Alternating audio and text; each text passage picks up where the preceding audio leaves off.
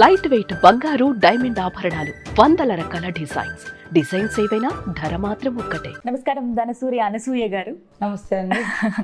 అసలు చాలా సర్ప్రైజింగ్ గా ఉంది, మంచి పేరు, చాలా చక్కటి పేరు. ఎలా మారారు మ్యామ్? అసలు సీతక్కగా ఎలా మారిపోయారు? ఒకసారి మనం బ్యాక్ అవన్నీ గుర్తు చేసుకుందాం.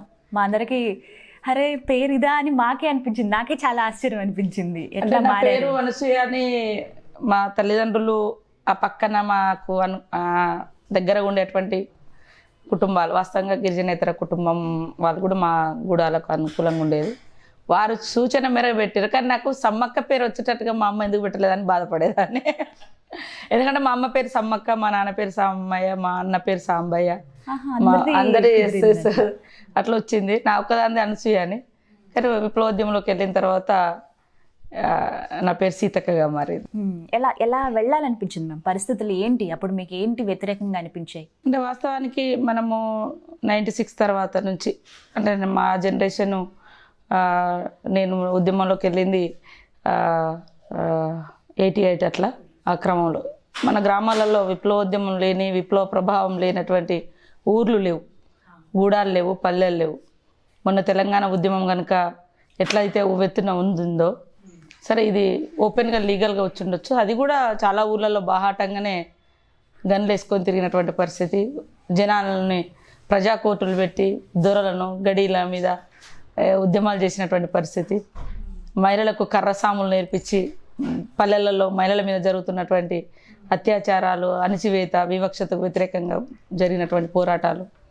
ఈ క్రమంలో చదువుకుంటున్నటువంటి రోజులలో హాస్టల్లో ఉన్నటువంటి సమస్యలు, ఇవన్నింటి మీద అటు ప్రభావం చూపించడానికి ఒక మార్గం ఏర్పడింది. ఓకే, అంటే అవన్నీ మీకు వ్యతిరేకంగా ఏదో ఒకటి చెయ్యాలి, వీటిని ఆపాలంటే ఏదో ఒకటి చేయాలనే ఆలోచన వచ్చింది. అంటే ఏ ఏజ్ మేడం? మీకు ఎంత వయసు ఉంటుంది అప్పుడు? మీరు అంటే నేను 9th క్లాస్ నుంచి ఉన్నాం. యాక్చువల్గా 96లో మా దగ్గర వరదలు వచ్చినప్పుడు ఏటూరు నాగారం ప్రాంతంలో, ఇప్పుడు నా కాన్స్టిట్యున్సీలోనే ఉంది, అక్కడ కూడా మా క్లాస్మేట్స్ తోటి, మా స్కూల్లో గర్ల్స్ తోటి అందరం కలిసి ములుగులో డబ్బాలు పట్టుకొని ఫండ్స్ కలెక్ట్ చేసినాం. నేను 8th క్లాస్లో ఉండి టీమ్ లీడర్గా, అంటే ఒక ఆదివాసీ మహిళగా, అమ్మాయిగా, ఎక్కడో గూడాల కడవులలో మా ఊర్లలో పరిమితమైనటువంటి వాళ్ళము. నాకు ఒక్క స్పేస్ దొరికింది.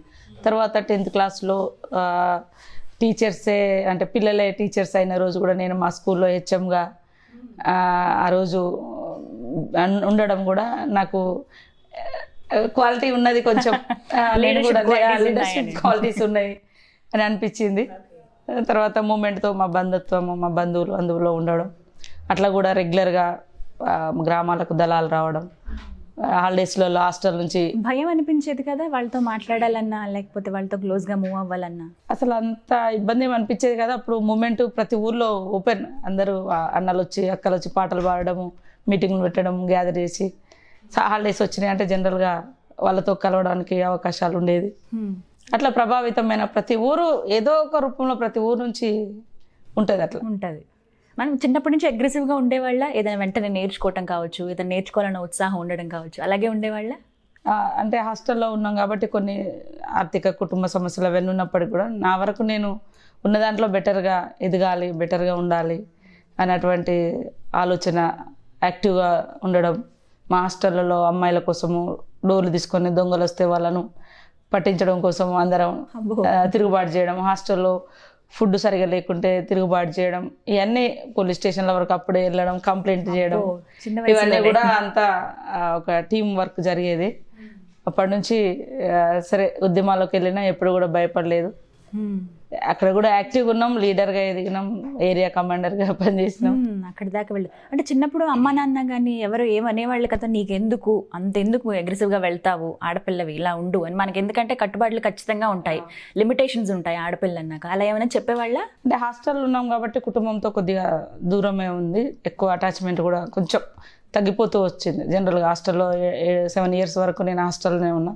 తర్వాత హాస్టల్ నుంచి ఉద్యమాల వైపు వెళ్ళినాం కాబట్టి అమ్మ నాన్న కూడా వారు మా కుటుంబం కూడా చాలా చిన్న స్థాయి కుటుంబం. పేదరికంలో ఉన్నటువంటి కుటుంబాలు వాళ్ళ పని వాళ్ళు చేసుకున్నా కూడా మా స్వేచ్ఛ మాకైతే ఉండేది. ఓకే, ఆ ఫ్రీడమ్ ఇచ్చేవాళ్ళు. freedom. అది గ్రేట్ మ్యామ్. నిజంగా మనం ఏమనుకుంటామంటే చాలా వరకు బార్డర్స్ లిమిటేషన్స్ పెట్టి ఆపేస్తూ ఉంటారు.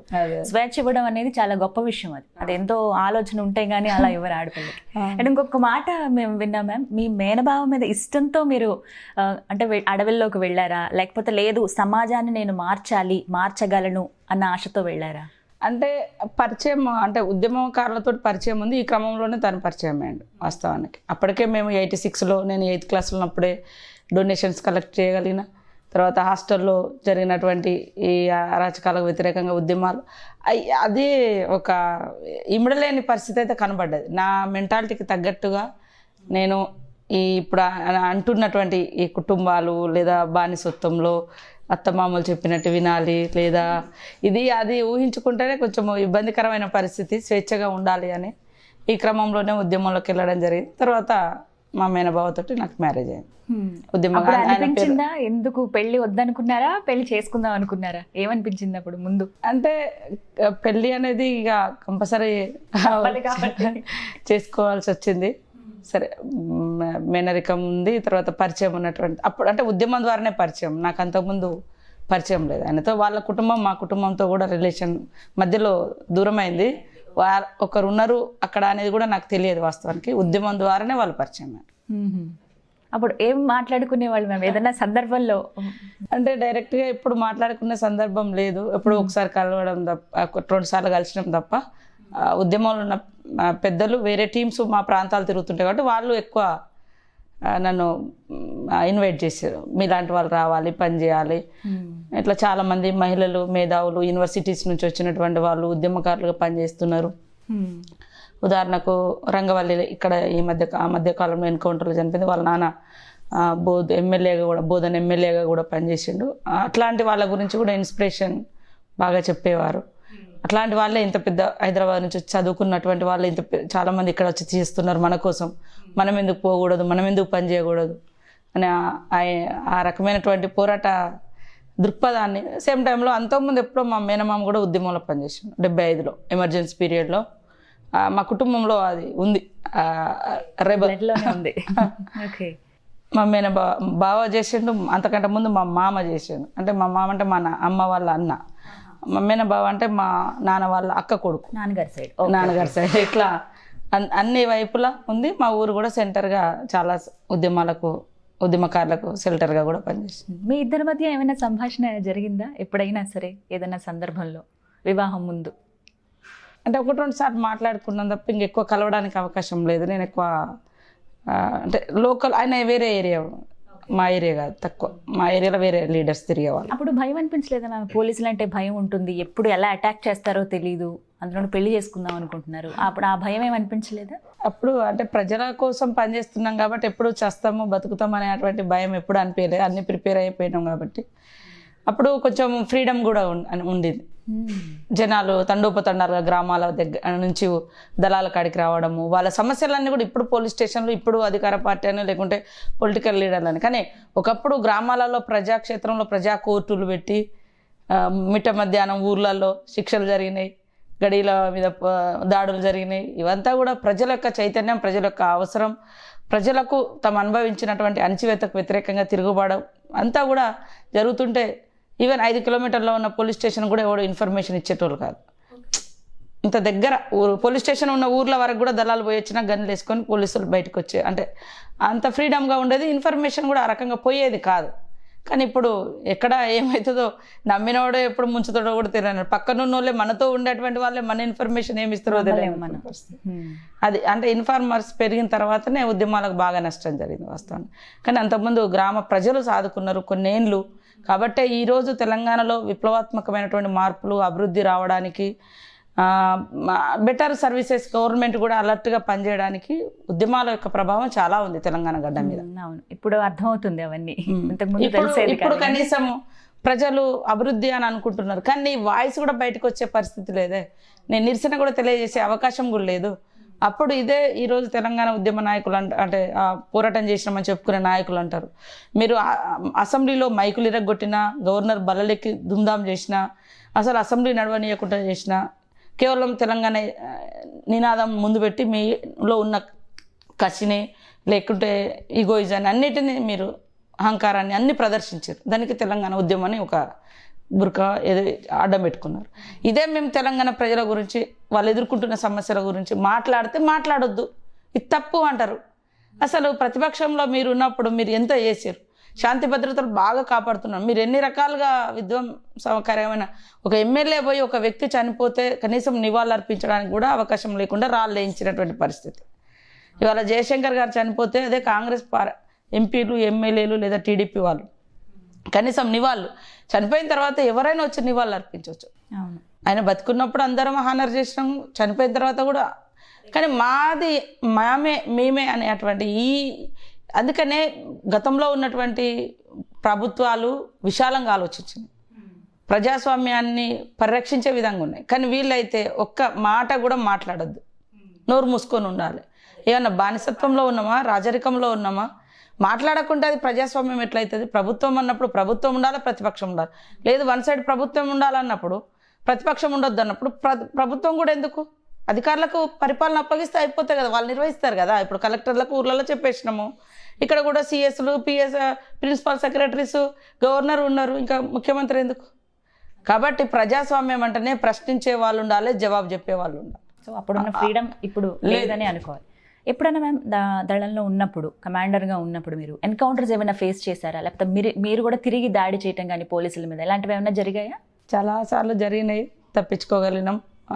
చాలాసార్లు గాయాలనే అంటే నాతో ఉన్నటువంటి వాళ్ళకు ఎప్పుడు కూడా దృష్టం కొద్దీ ఇప్పటివరకు మీకు బాగా గుర్తున్నది మర్చిపోలేనిది సంఘటన అంటే మేము ఒక దగ్గర నర్సంపేట డివిజన్లో, నేను అప్పుడు కమాండర్గా ఉన్నా, హెల్త్ బాగాలేదు, సిక్కే ఉన్నాము, చెట్లు కూడా చిన్నగా ఉన్నాయి. అక్కడ ఎప్పుడు కూడా మేము పోలీసులు వస్తారనే ఎప్పుడు ఆలోచన ఉండేది కాదు, ఫ్రీగా అనిపించేది. కానీ ఏదో వాళ్ళు కూడా అనుకోకుండా వెతికి వెళ్ళిపోతుంటే మా మీదకి వచ్చి దాడి చేశారు. ఆ టైంలో ఒక ఇద్దరికి గాయాలైనాయి. ఆ రోజు మిట్ట మధ్యాహ్నం 12 అవుతుంది, నేను సిక్కే ఉన్నాము, అయినా కూడా ఎవరం చనిపోకుండా బతికినాం, చాలా గ్రేట్గా ఫీల్ అయినాం. తర్వాత నాకు కూడా సిక్కే ఉన్నా కాబట్టి బాగా అరికాళ్ళకు పొక్కులు వచ్చినాయి, చెప్పులు వదిలేసి వెళ్ళిపోవాల్సి వచ్చింది. దాన్ని ఒక గంటలో నడిచేది ఈరోజు 3 గంటలకు 1 గంటకు అట్లా స్టార్ట్ చేస్తే తెల్లారి 12 గంటల దాకా ఆ ఊరు చేరుకోలేకపోయినాం. ఎందుకంటే కాళ్ళకు అసలు నడవడానికి లేదు. సరే ఏర్లకో ఇక్కడెక్కడ వచ్చినాయి కదా, పాదాలకే మొత్తం పొక్కులు ఇంత వచ్చేసినాయి, బాడీ మొత్తం వీక్ అయిపోయినాము. అట్లా కాసేపు ఒక 2-3 కిలోమీటర్లు ఎండలో వాళ్ళు పోలీసులు మా ఇంట పడుతుంటే నడుచుకుంటూ పరిగెడుతుంటే అట్లా పొక్కులు వచ్చింది. ఆ ఊరును దాటేసి తెల్లారి గుట్టెక్కి అటు కోనాపురం అని ఉంటుంది, కొత్తగూడెం మండలం, ఇప్పుడు నా నియోజకవర్గంలో ఉంది. ఆ ఏరియాకి నేను అప్పుడు కమాండర్. యాక్చువల్గా అసలు నీళ్లు లేవు, అసలు దారి ఎటుందో తెలియదు, కాళ్ళ నొప్పులు, గాయాలైన వాళ్ళు ఇద్దరు, వాళ్ళని తీసుకెళ్ళి హాస్పిటల్కి పంపాలి, డాక్టర్తో ట్రీట్మెంట్ ఇప్పించాలి, నేను నా కాళ్ళ ప్రాబ్లమ్స్ నుంచి సేఫ్ కావాలి. ఇదంతా కూడా ఒక భయంకరమైనటువంటి సంఘటన. ఎందుకంటే ఒక గంటలో మేము రోడ్డు ఎప్పుడైనా గుట్టెక్కి దిగుతాము, కానీ రాత్రి అంతా కూడా మాకు పట్టింది. అంటే ఇట్లా కాళ్ళు వేళ్ళ మీద, మునివేళ్ళ మీద నడవాల్సిన పరిస్థితి. ఆ మునివేళ్ళకు కూడా వస్తే మళ్ళీ వెనుక మడమ దగ్గర ఇట్లాంటి పరిస్థితి. అది చాలా భయంకరమైనటువంటి సంఘటన. చాలాసార్లు ప్రజల కోసం భూమి పోరాటాలు చేసినప్పుడు పోలీసులు రావడం, మేము ఎదురుగుండడం, భూములకు దున్నిస్తూ ఉంటే భూస్వాములో గుండాలు డైరెక్ట్ అటాక్స్ అవ్వడము అట్లా. తర్వాత దారంట పోతుంటే మేమే పోలీసులు ఒక సందర్భంలో గూడూరు ఏరియాలో వాళ్ళు ఎవరో ఊరోళ్ళు అనుకొని ఈలలు వేసి పిలిచినాం, వాళ్ళ దగ్గర గన్నులు ఉన్నాయి. తర్వాత వాళ్ళు కాల్పులు చేస్తే మా వాళ్ళకు తగిలింది. ఆ రోజు కూడా అదే దారిలో రాత్రి ఫుల్ వర్షం పడుతుంది, అసలు తిరిగిన చోటనే తిరుగుతున్నాం, ఏం అర్థమవుతలేదు. అందరం చెల్లా చెదరైపోయినాం, దళ సభ్యులు అంతా. నాతో ఒక 2 ఉన్నారు, నా పక్కన ఉన్న ఆయనకు గాయమైంది, ఆయన తీసుకుపోయి హాస్పిటల్ పెట్టాలి. యాక్చువల్గా వాళ్ళు పోలీసులు అంతా తిరిగి వెళ్ళిపోతున్నారు, ఊరోళ్ళు ఏమో అనుకుని వాళ్ళు లుంగిలు చుట్టుకొని ఉన్నారు. ఆ గన్నులు కూడా గొడుగుల్లాగా అనిపిస్తున్నాయి దూరం నుంచి. మేమే ఎవరో ఊరోళ్ళు కావచ్చని ఈలలు వేసి పిలిచినాం, వాళ్ళు కాల్పులు చేయడం అటు గూడూరు ప్రాంతంలో. ఒక దిక్కు ఇది ఈ ఘటన అంటే మనల్ని మనం ఎక్స్పోజ్ చేసుకున్నాం, సేమ్ టైంలో చాలా సఫరం. రాత్రంతా కూడా వర్షము, అసలు గమ్యం చేరుకోలేనటువంటి పరిస్థితి.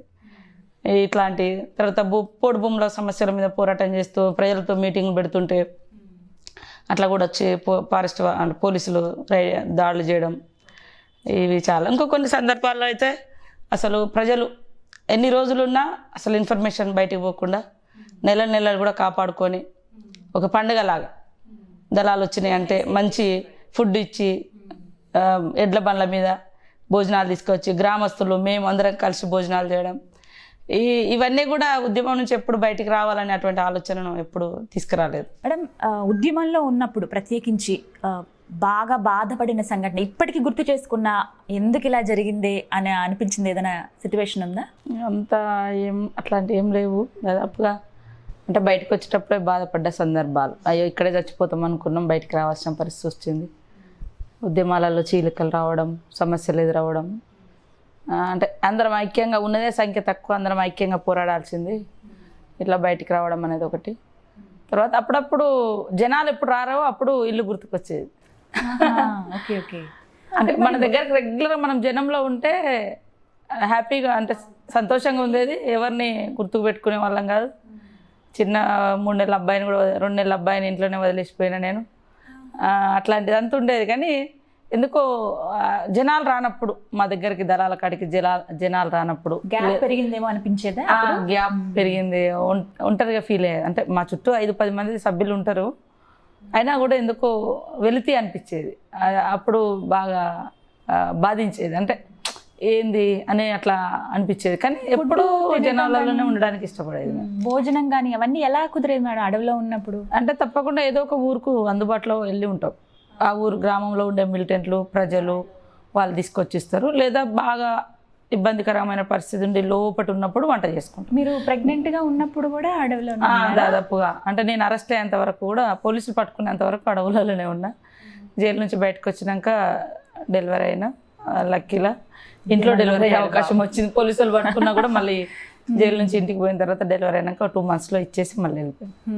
Second time. ఇప్పుడు ఏమనిపించింది? ఎన్ని పోరాటాలు ఉన్నా లేకపోతే ఎంత ఉద్యమంలో ఉన్నా ఒక మహిళ, అందులోనూ తల్లి అయ్యారు, ఏమనిపించింది మేడం అప్పుడు? అంటే వాస్తవానికి పిల్లల్ని కనద్దు అనే ఆలోచనతోటే ఉన్నాము, అక్కడే అంకితం అయిపోదాం అనుకున్నాము. సరే, ఇక మా ఇద్దరి మధ్య చర్చలలో ఒకరిని కానీ అవకాశం పార్టీలో ఉంది కాబట్టి కనడం జరిగింది. సరే, తర్వాత ఏదైనా ఎక్కువ కాలం ఉద్యమంలోనే ఉన్నాం, అబ్బాయితోటి తక్కువ టైం కాబట్టి ఉద్యమంలోకి వెళ్ళాలి, అక్కడే పని చేయాలి అనే ఆలోచన ఎక్కువ ఉండేది. అట్లా వేరే వాళ్ళకి ఇస్తే, మా బంధువులకి ఇస్తే, దగ్గర వాళ్ళకి ఇస్తే, వాళ్ళ దగ్గర నుంచి మా అమ్మ కొట్లాడి తీసుకొచ్చుకొని పెంచింది కాబట్టి ఈరోజు మళ్ళీ నా కొడుకు నా దగ్గరకు వచ్చి 3 జిల్లాలకి దాదాపుగా మీరు కమాండర్గా ఉన్నారు కదా? 3 జిల్లాలకు ఎన్ని జిల్లాలకు సభ్యురాలుగా పనిచేస్తారుగా జిల్లాలో అంతా ఇన్వాల్వ్ అయ్యి అన్ని సమస్యలు చూశారు, కుటుంబం విషయం కావచ్చు, ఏదైనా సరే అన్ని పరిస్థితులు చూసిన మీరు బయటికి రావాలన్న సిచ్యువేషన్ ఏంటి? ఎక్కడ మీరు వద్దు, ఇలా మనం మార్చలేకపోతున్నాం సమాజాన్ని, జనజీవన స్రవంతిలో కలిసిపోవాలని ఎప్పుడు అనిపించింది? అట్లేం లేదు. యాక్చువల్గా కొంచెము ఉద్యమంలో అప్పుడు రకరకాల కులాల చర్చ కూడా వచ్చింది, కుల సంఘాల ఏర్పాటు, తర్వాత ఉద్యమంలో చీలికలు రావడము, మా పర్సనల్ లైఫ్లో కూడా కొంచెం ఇవన్నీ కూడా ప్రభావం చూపడం, కొంత డిస్టర్బెన్స్ అవ్వడము.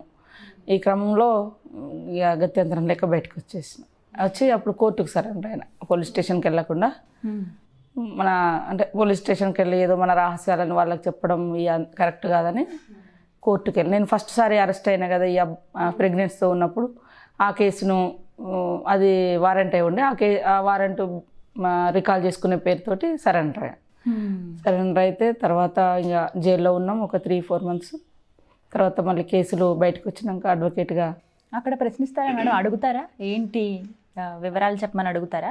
అట్లేం లేదు, మా అడ్వకేట్ ఉండేది, ఆయన చూసిండు. నేను తర్వాత ఆయన దగ్గరనే జూనియర్ లాయర్గా కూడా పనిచేసాను. నా కేసులు అయిపోయినాయి, తర్వాత నేను లాయర్ అయ్యారు.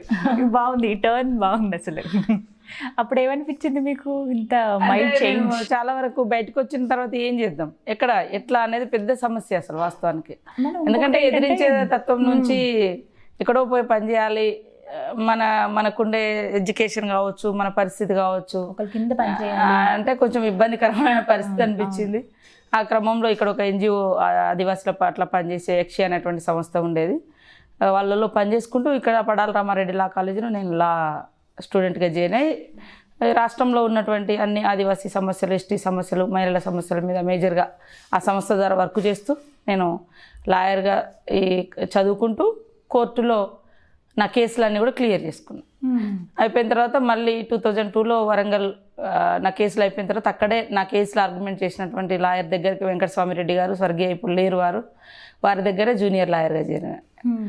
ఇక్కడే ఉండే అవకాశం ఉంది హైకోర్టులో, కానీ మన ప్రజలు మన వాళ్ళకు, ఎందుకంటే ఇట్లా చాలా వరకు కేసులలో ఎదుర్కొని డబ్బులు లేక అవస్థలు పడుతూ జైల్లో పాలవుతున్నారు కదా, వాళ్ళకి దగ్గర ఉంటే మనం కొంచెం బెటర్గా సర్వీస్ చేయవచ్చు అనే ఉద్దేశంతో అటు వెళ్ళాను. ఈ క్రమంలో నాకు ఎమ్మెల్యే ఆఫర్ టీడీపీ నుంచి అవకాశం వచ్చింది 2004లో. అయితే కాలేజ్లో ఉండేటప్పుడు అంటే మీరు డైరెక్ట్ డిస్టెన్స్లో చదువుకున్నారా లా అనేది, లేకపోతే డైరెక్ట్ కాలేజ్కి వెళ్ళే వాళ్ళ? కాలేజీకి వెళ్ళాలి, అంటే రెగ్యులర్ స్టూడెంటే.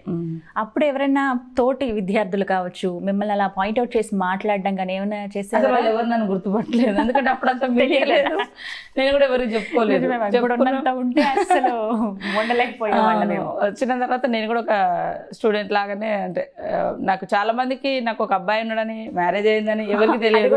నేను కూడా మీలాగానే పంజాబ్ డ్రెస్లో వెళ్ళినా, నా చదువు నేను చదువుకున్నా, నా పర్సనల్ ఇన్ఫర్మేషన్ అనేది ఎవరికి తెలియదు. తర్వాత ఎమ్మెల్యే టికెట్ వచ్చిన తర్వాత ఈమె నక్సలేటా, ఈమె మన కాలేజీ. అప్పుడు మన TV9 శ్రావణ్ అంతకుముందు పనిచేసే ఢిల్లీలో ఉన్నట్టుంది ఇప్పుడు, ఆయన కూడా మా క్లాస్మేట్, అతను పడాల రామారెడ్డి లా కాలేజీలో. అట్లాంటి చాలా మంది సీతక్క మనతో చదువుకున్నారు, సర్ప్రైజ్ అయ్యారా? అదే చాలా మందికి అట్లా ఉందన్న. అయితే మ్యామ్ ఇక్కడ వరకు బాగానే ఉంది, లా చదివారు, అక్కడి వరకు ఓకే. ఆఫర్ ఎలా వచ్చింది అసలు? టీడీపీలోకి రావడానికి ప్రధాన కారణం ఏంటి? చాలా పార్టీలు ఉన్నాయి అప్పుడు, కాంగ్రెస్ కూడా ప్రధాన పార్టీగా ఉంది అప్పుడు.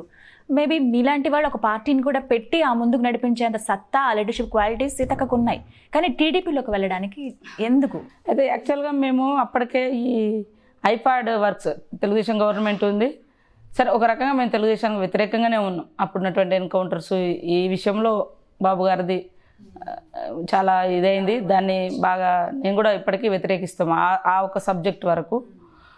కానీ ఆ పరిస్థితి లేకుంటే టీడీపీ పరిస్థితి ఈరోజు ఇంత దిగజారకపోవునేమో అనిపిస్తుంది. అవి వాస్తవానికి, ఎందుకంటే ప్రశ్నించే గొంతుకలు, ప్రజల్ని చైతన్యం చేసే సంఘాలు ఉంటేనే ఏకపక్ష ప్రభుత్వాలు ఎప్పుడు నడవు.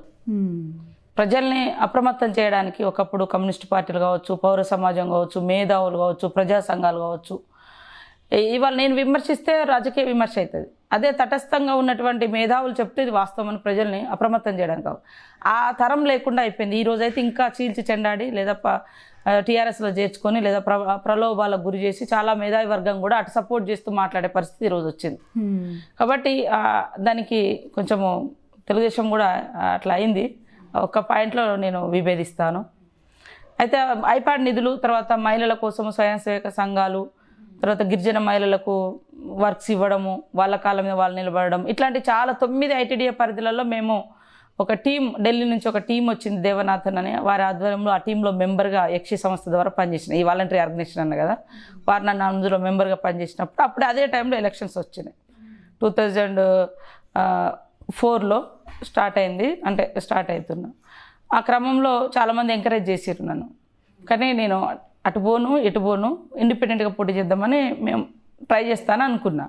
ఎందుకంటే ఈ మాజీ అనే వేధింపులు లేదా కేసులు, పోలీస్ స్టేషన్లో విలువడాలి, ఇవన్నీ ఉండకూడదు అనే ఉద్దేశంతో కనీసం పొలిటికల్ లైఫ్లోకి వస్తే మనం ఏదైనా పని చేయగలుగుతాము, కొంచెం ఈ స్టేషన్లో ఇవన్నీ ఇబ్బందులు కూడా ఉండవు అంటే నన్ను నేను అప్పుడు అనుకున్నది. అన్న తర్వాత నాకు టీడీపీ నుంచి తిరిగి అటువంటి సర్వే చేస్తున్నటువంటి వాళ్ళు, మీరు ఎందుకు టీడీపీ నుంచి ఒక ట్రై చేయకూడదని చాలామంది అన్నారు. అధికార పార్టీ కాబట్టి జనరల్గా కూడా అట్లా అందరూ ఎంకరేజ్ చేశారు. కానీ అప్పుడు చంద్రబాబు నాయుడు గారి యొక్క డిఫరెంట్ వే కూడా చూడడం జరిగింది. అంటే మనలాంటి వాళ్ళను లేదా డిఫరెంట్గా ఉండేటువంటి సామాజిక వర్గాలను ఎంకరేజ్ చేస్తాడు అనే అటువంటి ఆలోచనతోటి అక్కడున్నటువంటి ఇప్పుడున్నటువంటి మా ఎర్రబెల్లి దయాకర్ రావు గారు మా జిల్లా అధ్యక్షుడు అప్పుడు టీడీపీ తరఫున, యాక్చువల్గా వారి ద్వారానే ముఖ్యమంత్రిగా చంద్రబాబు నాయుడు గారిని అప్రోచ్ అవ్వడం జరిగింది. తొలి గురువు ఆయననే. వాస్తవానికి రాజకీయంలో చాలాసార్లు టికెట్ రాకుండా గొడవ పెట్టి టికెట్లు అక్కడే వేరే వాళ్ళు ఇబ్బంది పెట్టినా కూడా చేయడం జరిగింది. సరే, ఒకసారి ఓడిపోయినా ఒకసారి గెలిచినా అంతా మేము తెలుగుదేశంలోకి వచ్చిన కానీ అంత ఎదురైతే ఉంది, కానీ ఎప్పుడు పాజిటివ్ వేవ్ కనపడలే. అంటే ప్రతిపక్షంలోకి వచ్చినాం, తెలంగాణ మూమెంట్, ఈ క్రమంలో అనేక ఇబ్బందులు ఇవన్నీ అయినాయి. మొదటిసారి ఎక్కడి నుంచి పోటీ చేశారు? మొత్తం ములుగే, ఎప్పుడు ములుగు నుంచే ఉన్నా. ఫస్ట్ సారి నాకు నేను పనిచేసిన కొత్తగూడెం మండలం లేదు, అది మా అత్తగారి ఏరియా, మా బావ వాళ్ళ ఊరు. కొత్తగూడెం, పాకాల కొత్తగూడెం ఉంది కదా, పాకాల కొత్త, అది ఆ మండలము మాకు లేకుంటుండే అంతకుముందు. ఆ మండలము మా అత్తగారి అంటే మా బావ వాళ్ళ ఊరు. ఇప్పుడు నాకు అది కూడా ఉంది. నేను గెలిచేటప్పటికి వాళ్ళు కూడా నాకు ఓట్లేసారు. ఓకే ఓకే అలా కలిసింది ఇప్పుడు కూడా అంటే ఇప్పుడు కూడా ఈసారి కూడా మాకు ఆ మండలం చాలా సాలిడ్గా ఎంపీపీలు జెడ్పీటీసీలు నా అప్పుడు కూడా దాదాపు 8,000 మెజార్టీ, 25,000లో 8,000 మెజార్టీ వన్ సైడ్ ఇచ్చారు. అక్కడే పనిచేసి నేను పోటీ చేసినప్పుడు భయమే లేదా? అంటే ఎవరి మీద నిలబడ్డారు? ఆ క్యాండిడేట్ కూడా చాలా స్ట్రాంగ్ క్యాండిడేట్ ఉన్నారు. అవును, ఫస్ట్ ఏమో అంటే ఇప్పుడు ఉన్న కాంగ్రెస్లో ఉన్న పొదం వీరయ్య గారు, ఆయన ఆల్రెడీ సిట్టింగ్ ఎమ్మెల్యే. అప్పుడు మన టీడీపీ నుంచి కూడా యాంటీ నక్సలైట్ ఎజెండా తీసుకోవడం. ప్రతి ఊరు నక్సలైట్ ప్రభావితం ఉన్న ఊరే. సీతక్క వ్యతిరేకం కాకపోవచ్చు, కానీ పైన చంద్రబాబు వాళ్ళ టార్గెట్ కాబట్టి అసలు ఏజెంట్లు కూడా కూర్చోలేని పరిస్థితి. వితిన్ టీడీపీలో ఉన్నటువంటి అప్పటిదాకా మాజీ మంత్రిగా ఉన్నటువంటి చంద్రలాల్ గారు వారిని కాదని నాకు టికెట్ ఇవ్వడంతో వారు కూడా వ్యతిరేకంగా పనిచేశారు. మొన్నటిసారి అయితే ఇంకా ఆయననే డైరెక్ట్గా మా మీద పోటీ చేసి గెలిచిన తర్వాత ఒకసారి ఆయనకు టికెట్ రాకుండా నేను టికెట్ తెచ్చుకున్నాం. ఒకసారి ఆయన ఓడించవచ్చు, ఇప్పుడు నేను ఆయనను ఓడించిన మంత్రిగా. ఆయన మంత్రి అయ్యాడు కాబట్టి నాకు మళ్ళీ అవకాశం ఇచ్చారు ప్రజలు. ఏదైనా ప్రజల్ని నమ్ముకొని ప్రజల మధ్య ఉంటే తప్పకుండా అవకాశాలు వస్తాయి, వెనక ముందైనా. ఆ అవకాశాన్ని కూడా నా అవసరం కోసం కాకుండా ప్రజల అవసరాలు తీర్చే విధంగా ఉపయోగించాలని నా యొక్క లక్ష్యం. తుపాకీ ఎక్కుపెట్టి అడవిల్లో ఉండి చూసిన సీతక్క ఒక్కసారి అసెంబ్లీలో అడుగుపెట్టి స్పీకర్ ముందు నిలబడి మైక్లో మాట్లాడేటప్పుడు అనిపించిన ఫీలింగ్ ఏంటి? అంటే ఈ సమాజం అంతా కూడా మమ్మల్ని అంటే జనరల్గా నా జాతి ఆదివాసీ జాతి, ఆదివాసీలో పుట్టినాం. సమాజంలో ఉండే అన్ని కమ్యూనికేషన్స్కు, అభివృద్ధికి లేదా ఈ గ్లోబల్ డెవలప్మెంట్కు మేమంతా కూడా దూరమైనటువంటి జీవితాల నుంచి ఉన్నటువంటి వాళ్ళు. కాకపోతే ఉద్యమం ఇచ్చిన చైతన్యం, ఉద్యమం ఇచ్చిన ధైర్యం నాకు తెలుగుదేశంలో ఎమ్మెల్యేనైనా, పొలిట్ బ్యూరో దాకా ఎదిగినా, ఈరోజు కాంగ్రెస్ పార్టీలో ఎమ్మెల్యే అయినా, సెంట్రల్ అంటే కాంగ్రెస్ జనరల్ సెక్రటరీ మహిళ అయినా నాకు అక్కడి నుంచి వచ్చిందే. నేను ఎప్పుడు కూడా నా బ్యాక్గ్రౌండ్ అదే చూసుకుంటా. నేను ఒక ఉద్యమం నుంచి వచ్చిన, నేను ఒక ఆదివాసీ కుటుంబం నుంచి వచ్చిన, నేను ఇవాళ కాంగ్రెస్కు ప్రాతినిధ్యం వహిస్తున్నా, నా నియోజకవర్గానికి ప్రాతినిధ్యం వహిస్తున్నా. వారు ఎప్పుడు కూడా తలదించుకోవద్దు. నా బ్యాక్గ్రౌండ్ కూడా బ్యాడ్గా అయ్యో సీతక్క మన ఇంటి బిడ్డ అని విప్లవకారులు అనుకున్నా, తెలుగుదేశం అనుకున్నా, కాంగ్రెస్ అనుకున్నా, నా ఆదివాసీ సమాజం అనుకున్నా, నా నియోజకవర్గ ప్రజలు అనుకున్నా, ఈ వర్గాలు ఎప్పుడు కూడా మా మనిషి, మేం ప్రమోట్ చేసిన వ్యక్తి అని గర్వంగా చెప్పుకునే విధంగానే ఉండాలని ప్రతి అడుగును నేను జాగ్రత్తగానే వేయాలని చూస్తుంటా. అంటే ఎక్కడైనా తెలియక తప్పులు జరిగితే ఓకే, తప్పని ఒప్పుకుంటాం తప్పకుండా, కానీ ఎప్పుడు కూడా వాటికి నష్టం రావద్దు. వాళ్ళు గర్వంగానే చెప్పుకోవాలి, మేము ప్రమోట్ చేసిన వ్యక్తి లేదా మేము ఇచ్చిన చైతన్యంతో ఈ వ్యక్తి అని చెప్పుకోవాలి అనేదే చెప్పుకుంటా. నేను ఎప్పుడు కూడా నా చరిత్ర నేను తగ్గించుకోవాలి, నేను అందులో పనిచేసిన, ఉద్యమంలో పనిచేసిన కాబట్టి విప్లవము వేస్ట్ అది ఇదని 20 ఏళ్ళ కింద ఉద్యమకారులు లేకముందు విప్లవ పార్టీలు లేకముందు ఉన్నటువంటి తెలంగాణది, విప్లవకారులు పనిచేసిన క్రమంలో వచ్చిన మార్పు ఏంది, విప్లవకారులు లేకుండా ఈరోజు నిరసన కూడా తెలియజేయలేను నేను. మన తెలంగాణలో మన పాలకులని చెప్పబడే రాష్ట్రంలో ఏమవుతుంది, ఇదంతా కూడా ప్రజలు బేరీజ్ వేసుకోవాలని నేను అంచనా వేసుకుని చూడాల్సిన అవసరం ఉంది. అండ్ అప్పుడు టీడీపీలో ఉన్నప్పుడు కూడా అప్పుడు పరిస్థితులు కూడా మీరు చూసుంటారు. మీరు అన్నారు ఎన్నో అవహేళనలు ఇవన్నీ ఉంటాయి, కామన్గా ఎదురవుతూనే ఉంటాయి. టీడీపీ నేతలు కావచ్చు, కార్యకర్తలు కావచ్చు, వాళ్ళ సపోర్ట్ ఏ విధంగా ఉంది? నేను చాలా గౌరవంగా బతికిన టీడీపీలో కూడా, చాలా అంటే చాలా. చంద్రబాబు నాయుడు గారు నోటి నిండా సీతక్క గారు అంటాడు. అందుకనే అంటే అది ఒక కుటుంబ రిలేషన్, అంటే అందరినీ కూడా నా సభ్యులు అనే విధంగా అది ఉంటుంది. అది దగ్గర నుంచి కోఆర్డినేషన్ చేసే సిస్టమ్ టీడీపీలో చాలా కంఫర్ట్గా అంటే ఉంది. మాకు ఒక కుటుంబం. సరే, నా బ్రదర్ కూడా ఎన్కౌంటర్లో చనిపోయాడు, తర్వాత మా భర్త కూడా ఎన్కౌంటర్లో చనిపోయాడు. ఇంకా అంత అమ్మ నాన్న, చిన్న పిల్లలు, అన్న పిల్లలు, నా కొడుకు, ఈ క్రమంలో నేను కష్టపడి చదువుకోవడం, ఒక అడ్వకేట్గా రావడం, పాలిటిక్స్లోకి రావడం, సింగిల్ 1 MP లేనటువంటి పరిస్థితి, ఇవన్నీ చాలా సమస్యలు పర్సనల్ లైఫ్లో కూడా ఫేస్ చేసినాం. ఈ క్రమంలో సరే ఓడిపోయినామా గెలిచినామా అనేది సెకండరీ, కానీ నాకు ఒక అండ, రాజకీయ అండ అనుకోలే, కుటుంబంలాగా ఫీల్ అయినా. కాబట్టి చంద్రబాబు నాయుడు గారి యొక్క సపోర్టు ప్రతి ఎన్నికలలో వారే అన్నీ తానే చేసిండు, వాస్తవానికి ఖర్చులు కానీ ఏదన్నా. కాబట్టి నాకు పునాది అది, కాబట్టి ఎప్పుడు కూడా పుట్టింటిలాగానే గుర్తుపెట్టుకుంటాం, మర్చిపోయే. కానీ ఆ ధైర్యంగా నెట్టుకురావడం అనేది చాలా గ్రేట్ మేడం. విమెన్కి ఇప్పుడున్న పరిస్థితులు కావచ్చు, అప్పుడున్న పరిస్థితులు కానీ మనంతట మనమే సమస్యల్ని దాటుకుంటూ బయటికి రావాల్సి, అదొక బెస్ట్ ఎగ్జాంపుల్. విద్యార్థిలాగా ఉద్యమంలో అయినా ఖచ్చితంగా ఇప్పుడు లైఫ్ స్టైల్లో కూడా, ఇప్పుడు కూడా చదువుకోవడంలో కూడా నా విద్యను కంటిన్యూ చేసుకుంటున్నా.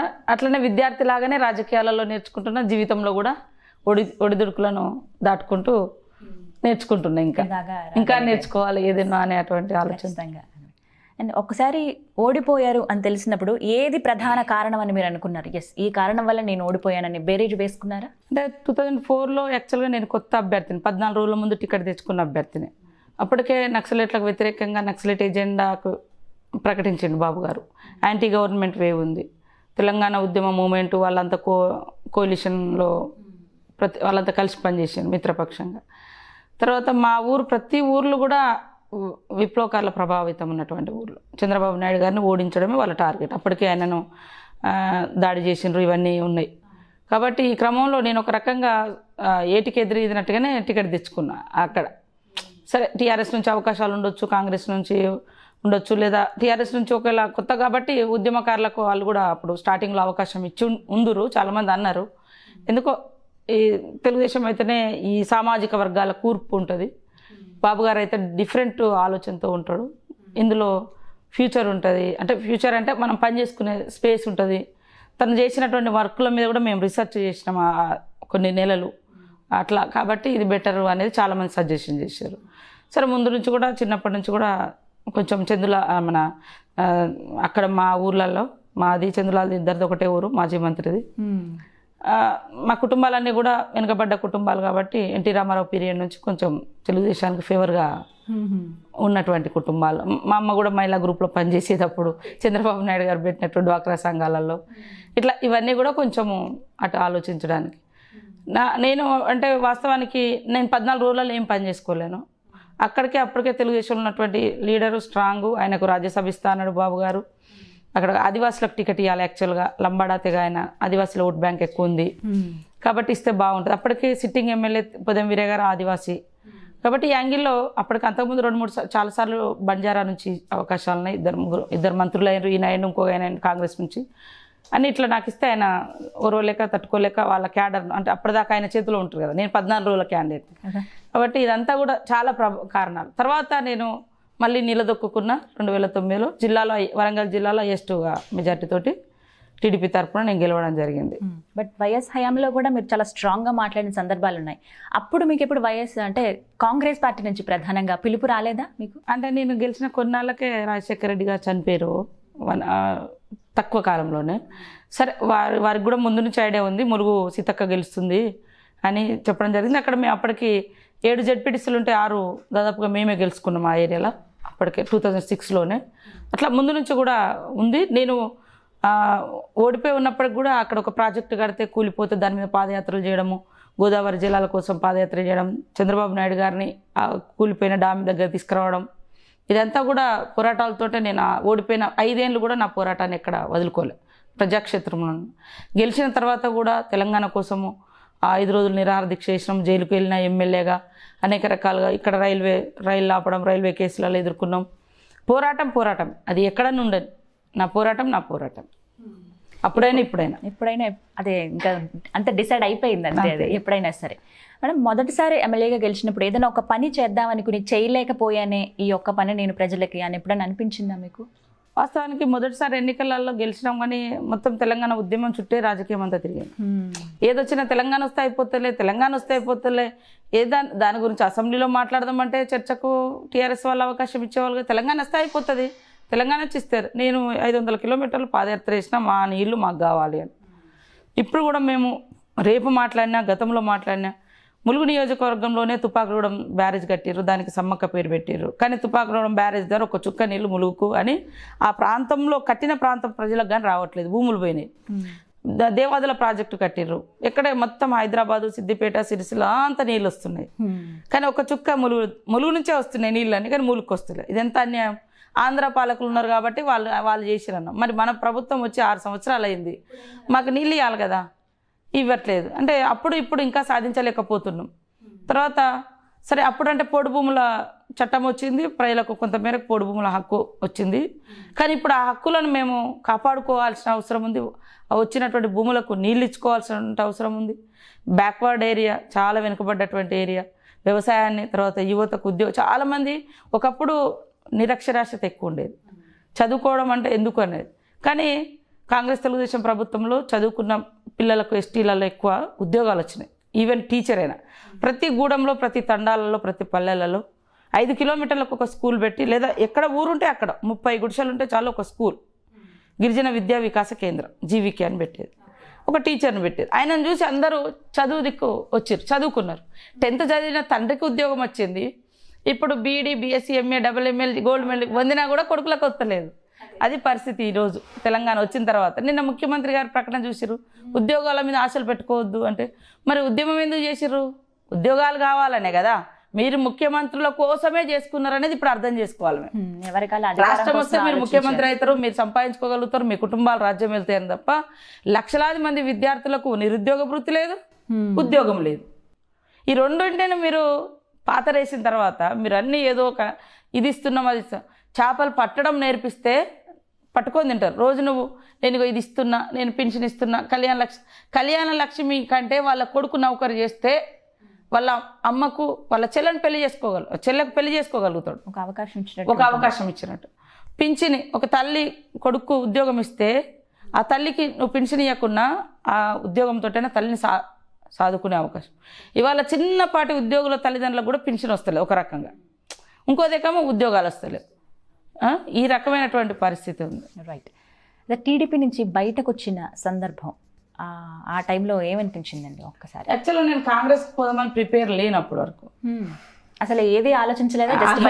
రేవంత్ రెడ్డి గారు పోతారు అనే చర్చ జరుగుతుంది, కానీ మనం పోము, ఏదైనా ఉంటే పొత్తు కోసం ట్రై చేస్తారేమో అనుకున్నాం మనం. అంటే జనరల్గా అంత తొందరగా పోయి మనం చేసేది కూడా ఏం లేదా అన్నట్టుగా ఉంది. కొంచెం కాంగ్రెస్ అంటే పెద్దది, ఢిల్లీ లెవెల్లో ఇదంతా నడిపించాలంటే మన వల్ల కాదు.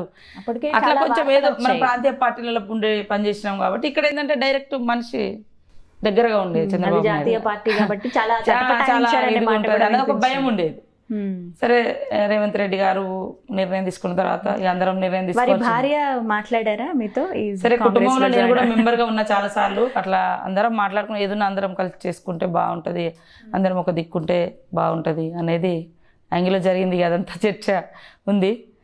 సరే చెప్పిన రోజు డిసైడ్ చేసుకొని పూర్తిగా జాయిన్ అయ్యారు. అప్పుడు కొద్దిగా ఆలోచించారా, ఏం చేద్దాం చూద్దాం, ఇంకా ఏంటో అర్థం కాదు. అంటే నాకు కొంచెం టైం తీసుకుందామని ఉండే. యాక్చువల్గా ఉన్న ముచ్చట ఏంటంటే కొంచెం టైం తీసుకుందాం, ఎలక్షన్స్ కూడా ఇంకా టైం ఉంది. అవసరమైతే టీడీపీ కాంగ్రెస్ పొత్తు అయితే పొత్తులో ఉంటే కూడా ఇంకా మనం కూడా ఇచ్చి స్ట్రాంగ్గా ఉండి పార్టీని తెలుగుదేశాన్ని బతికిచ్చి చేసి ఇటు నుంచి కాంగ్రెస్ కూడా ఉంటే ఈ రెండు పార్టీలు మనస్ఫూర్తిగా పోటీ కలిసి చేస్తే గవర్నమెంట్ ఫామ్ చేయగలుగుతాం అనే ఆలోచన ఉండేది. ఆ క్రమంలో మీకు హరీష్ రావు గారి నుంచి కూడా కాల్ వచ్చిందని, టీఆర్ఎస్ లో జాయిన్ అవ్వమని మీకు ఆఫర్ ఇచ్చారని కూడా వినిపించింది. ఇది నిజమా? అసలు చేయకుండా చాలా మంది వాళ్ళ పార్టీ వాళ్ళ మనుషులు వాళ్ళ పెద్దలు అడిగారా? వచ్చిర్రు, దయాకర్ రావు గారు లేకుంటే ఇంకా కొంతమంది చాలా పేర్లు ఉన్నాయిలేండి, చేసిర్రు, వాళ్ళ ప్రయత్నం వాళ్ళు చేసిర్రు. అంటే మేము కాంగ్రెస్కి పోతామంటే ఎట్టి పరిస్థితుల్లో కాంగ్రెస్ పోవద్దు అనేటువంటి వాదన కూడా వాళ్ళ నుంచి వచ్చింది. సరే ఏదేమైనా నోరు మూసుకొని కూర్చునే కంటే కాంగ్రెస్లో స్వేచ్ఛ ఎక్కువ ఉంటుంది, ఫ్రీడమ్ ఉంటుంది, మాట్లాడగలుగుతాం, ప్రెషర్ ఉండదు. మీరు ఇట్లా చేయాలి లేదా నోరు మూసుకొని కూర్చోవాలి అనే కాకుండా సమస్యల మీద మాట్లాడే ఒక మనకు జాతీయ స్థాయి పార్టీ కాబట్టి జాతీయ స్థాయిలో కూడా మన వాయిస్ వినిపించుకోవచ్చు. ఎదగడానికి ఎంతవరకైనా స్పేస్ ఉంటుంది ఇందులో. దేశంలో ఉన్నటువంటి అందరి సమస్యల మీద మాట్లాడే అవకాశాలు కూడా ఉంటాయి. మహిళలు కావచ్చు, ముఖ్యంగా ఆదివాసీల సమస్యలు కావచ్చు, దేశమంతా ఉన్నారు కాబట్టి లాస్ట్లో సరే అది ఒక ఇంటి నుంచి ఇంకో ఇంటికి పోయేటప్పుడు అంత తొందరగా కాలేము, కొన్ని రోజులు ఇబ్బంది అయింది. కానీ ఇప్పుడు నేను చాలా ఫ్లెక్సిబుల్గా, ఫ్రీడమ్గా, ఇబ్బంది లేకుండా స్వేచ్ఛగా ఉండగలుగుతున్నాను. ఓకే. అప్పుడు చంద్రబాబు గారు అంటే నేను వెళ్తున్నానండి అని చెప్పినప్పుడు చంద్రబాబు గారి రియాక్షన్ ఏంటి? సార్కి చెప్పలేదు యాక్చువల్గా, అందరు చెప్పారు కానీ నేను చెప్పలేదు. ఎందుకంటే నేను ఆ రోజు 2-3 రోజుల వరకు కూడా నేను పోతా అనే ప్రిపరేషన్లో లేను, అసలు ఊహించుకోలేదు. అంటే పోవాలి అనే ఆలోచన లేదు, పొత్తు నా మైండ్లో పొత్తే ఉంది, పోవడం లేదు అప్పటి వరకు. సో పోయేటప్పుడు మాత్రం లేఖ విడుదల చేసినాము, క్షమించండి అని. నన్ను ఒక చెల్లెలాగా చూసుకున్నారు. నేను కూడా ఎవ్రీ ఇయర్ వారికి రాఖీ కట్టేది. మధ్యలో పార్టీకి వచ్చిన తర్వాత మిస్ అయినా 10వ రాకి అది మిస్ అయినా, కానీ 11వ రాకి మళ్ళీ కాంగ్రెస్ పార్టీలో ఎమ్మెల్యే అయిన తర్వాత కూడా, ఎందుకంటే రిలేషనే, పర్సనల్ రిలేషన్, అది పార్టీలకు అతీతమైంది, ఒక కుటుంబ సభ్యుల్లాగా చూసిరు కాబట్టి కొంచెం మళ్ళీ ఇప్పుడు ఏమైనా మొన్న కూడా మేడారం జాతరకు ఇన్వైట్ చేసిన తర్వాత రాఖీ కట్టిన, లాస్ట్ సెప్టెంబర్ అనుకుంటా రాఖీ కట్టిన, మొన్న ఫిబ్రవరిలో సార్కి వెళ్ళి ఇన్వైట్ చేసిన. ఎందుకంటే మేడారం అభివృద్ధి కూడా తన హయాంలో బాగా చేశారు. స్టేట్ ఫెస్టివల్గా తెచ్చిన, ఆ మేడారం ప్రాంతానికి రోడ్లు తెచ్చిన, అక్కడటువంటి స్థానిక ప్రజలకు గృహాలు కట్టించిన, ఇది బ్రిడ్జి కట్టిన 21 రోజులలో, ఇవన్నీ కూడా బాగా చేసి ఆయనకే సొంతం. మొదటి సీఎం హోదాలో ఆయనే ముఖ్యమంత్రిగా వచ్చిండు. రాళ్ళు పడుతున్నప్పుడు కూడా కిరణ్ కుమార్ రెడ్డి గారు వచ్చిండ్రు, రోషే గారు వచ్చారు. కానీ మన ముఖ్యమంత్రి తెలంగాణ ఉద్యమం ఉన్న రోజులు వచ్చిర్రు, మొక్కుకున్నారు. ముఖ్యమంత్రి అయిన తర్వాత మొదటిసారి రాలేకపోయాడు. మొన్నటిసారి అంత మధ్యలో ఒకసారి వచ్చిండు, ఎన్నికల ముందు వచ్చిండు, మళ్ళీ మొన్న ఒకసారి వచ్చాడు. ఇప్పుడు తెలంగాణలో ఉన్న సిచ్యువేషన్ చూస్తే, కాంగ్రెస్లోకి వచ్చిన తర్వాత, మళ్ళీ గెలిచిన తర్వాత, మళ్ళీ కాంగ్రెస్ అధికారంలోకి వస్తుందన్న నమ్మకం ఉందా మీకు తెలంగాణలో? కాంగ్రెస్కు మంచి క్యాడర్ ఉన్నారు. కాంగ్రెస్ సెంటిమెంట్ ఓటు బ్యాంక్ ఉంది. మేము 100 ఏళ్ళ నుంచి మా ఫ్యామిలీ కాంగ్రెస్, మా తాత కాంగ్రెస్, మా నాన్న కాంగ్రెస్, నేను కాంగ్రెస్, నా కుటుంబం ఆ ఫీలింగ్తో ఉన్నటువంటి వాళ్ళు చాలామంది ఉన్నారు. వాళ్ళందరూ ఒక లీడర్షిప్ ఉండాలి, ఒక యూనిటీ ఉండాలి, ప్రోగ్రామ్స్తో మంచిగా ఫైట్ చేయడానికి ముందుకు రండి అని బాధపడుతున్నారు. ఖచ్చితంగా మొన్న కూడా అంత వేవ్ మంచిగా వచ్చింది, కానీ దాన్ని ఓటు వరకు తీసుకురావడంలో మేము విఫలమైనాం. టికెట్స్ కూడా ఇచ్చే కాడ లేటు, 15 రోజులు. నేనే చెప్తున్నా, తెలుగుదేశంలో 14 రోజుల ముందు టికెట్ ఇస్తే అంత పెద్ద నియోజకవర్గం తిరగలేకపోయినా. నేను మొన్న కూడా నా టికెట్లు కూడా అదే టైంలో వచ్చినాయి, కానీ నేను అంత ముందు నుంచి 1 ఇయర్ నుంచి తిరుగుకుంటూనే ఉన్నా, ఎప్పుడు జనానికి దూరంగా లేను. అయినప్పటికి కూడా చాలామంది నువ్వు టికెట్ వచ్చినాక మా ఊరికి రాలేదక్క అన్నారు. నేను రాలేను, 9 మండలాలు ఎక్కడైనా తిరగలుగుతా. వరంగల్ రాష్ట్రంలోనే పెద్ద ఏరియా నా కాన్స్టిట్యున్సీ, అట్లా ఉంది, తిరగలేను అని. ఈవెన్ ములుగు టౌన్లో కూడా నేను ఓట్లు అడగలేకపోయినా, అంత టైం సరిపోలేదు. ఎందుకంటే పల్లెలు తిరిగి నేను ఎప్పటి నుంచో తిరుగుతున్నా, అయినా సరిపోలేదు.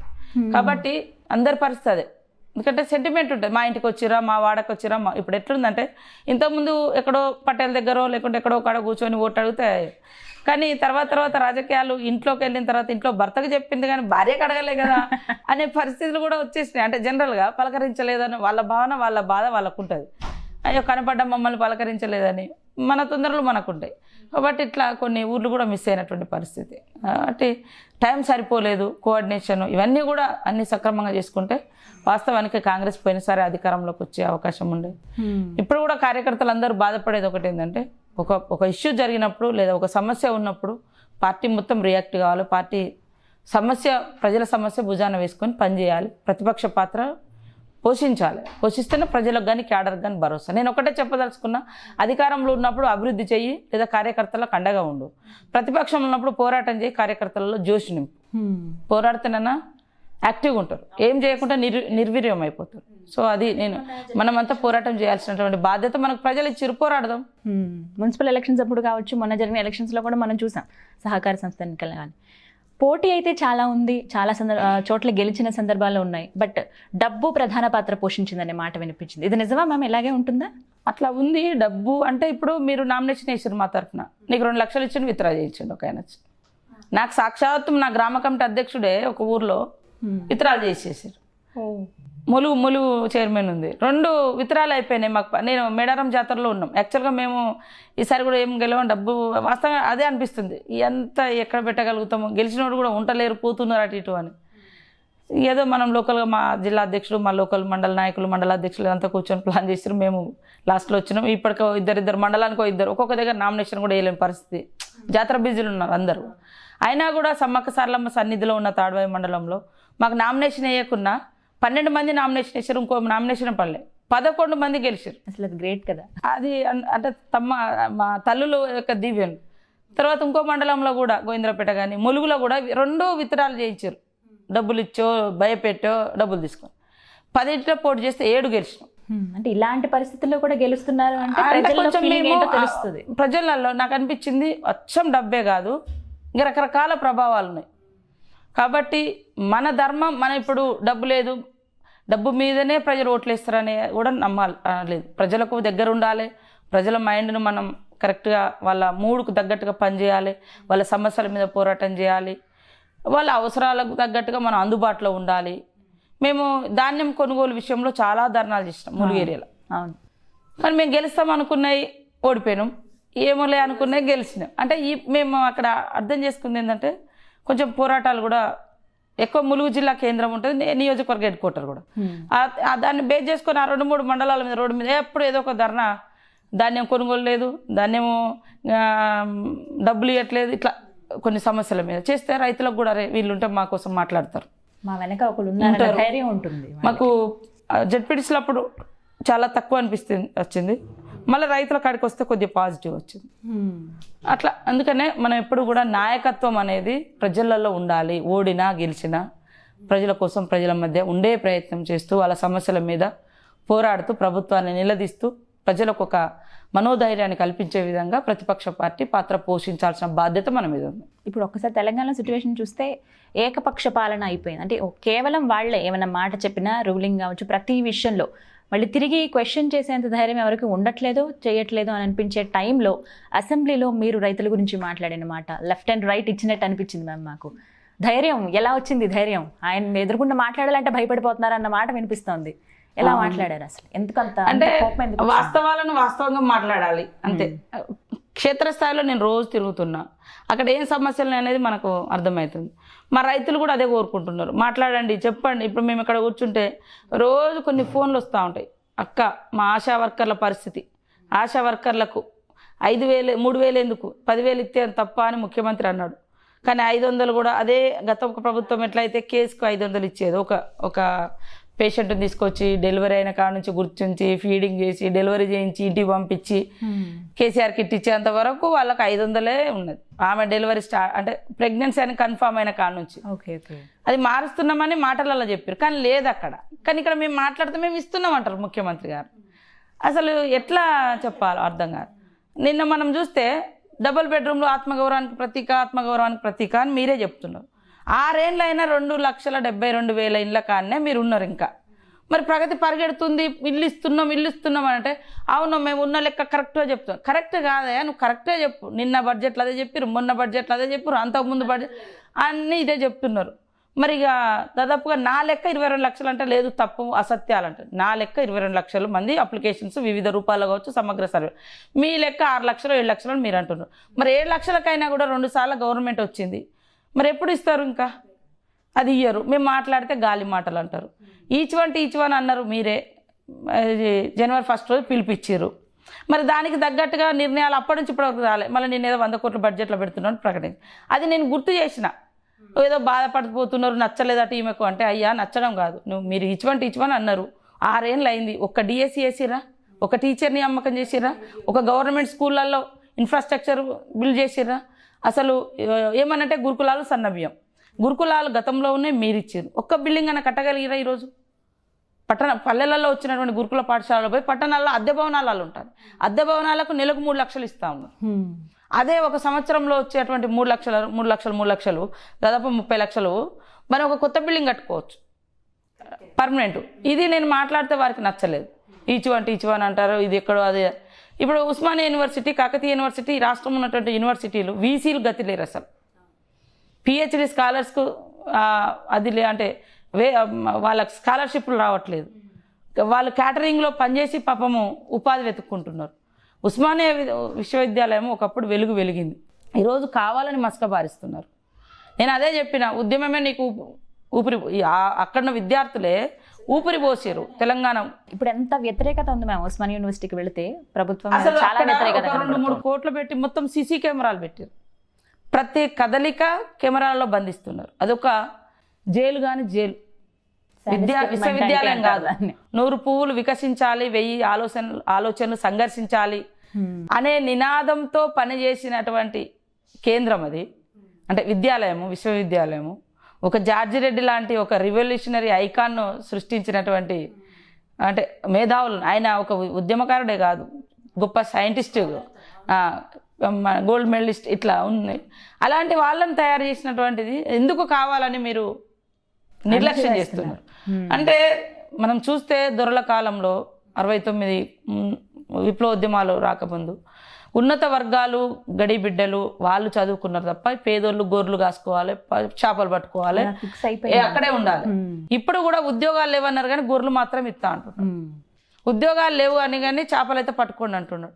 ఉద్యోగాలు లేవు కానీ ఈత కళ్ళలు, సరే కొంతమంది చదువుకోని వాళ్ళు లేకుంటే గత్యంతరం లేని పరిస్థితుల్లో ఉపాధి చేసుకుంటూ వాళ్ళు చేసుకుంటారు. కానీ ఒక్క ఉద్యోగం ఇవ్వకుండా అదే చేసుకోమనడం ఎంతవరకు? అర్హత ఉండి కూడా ఉద్యోగం లేని వాళ్ళే చాలా మంది ఉన్నారు. తల్లిదండ్రుల మీద ఆధారపడి చదువుకోవాల్సిన పరిస్థితి ఈరోజు, అంటే బతకాల్సిన పరిస్థితి వస్తాను చదువుకొని.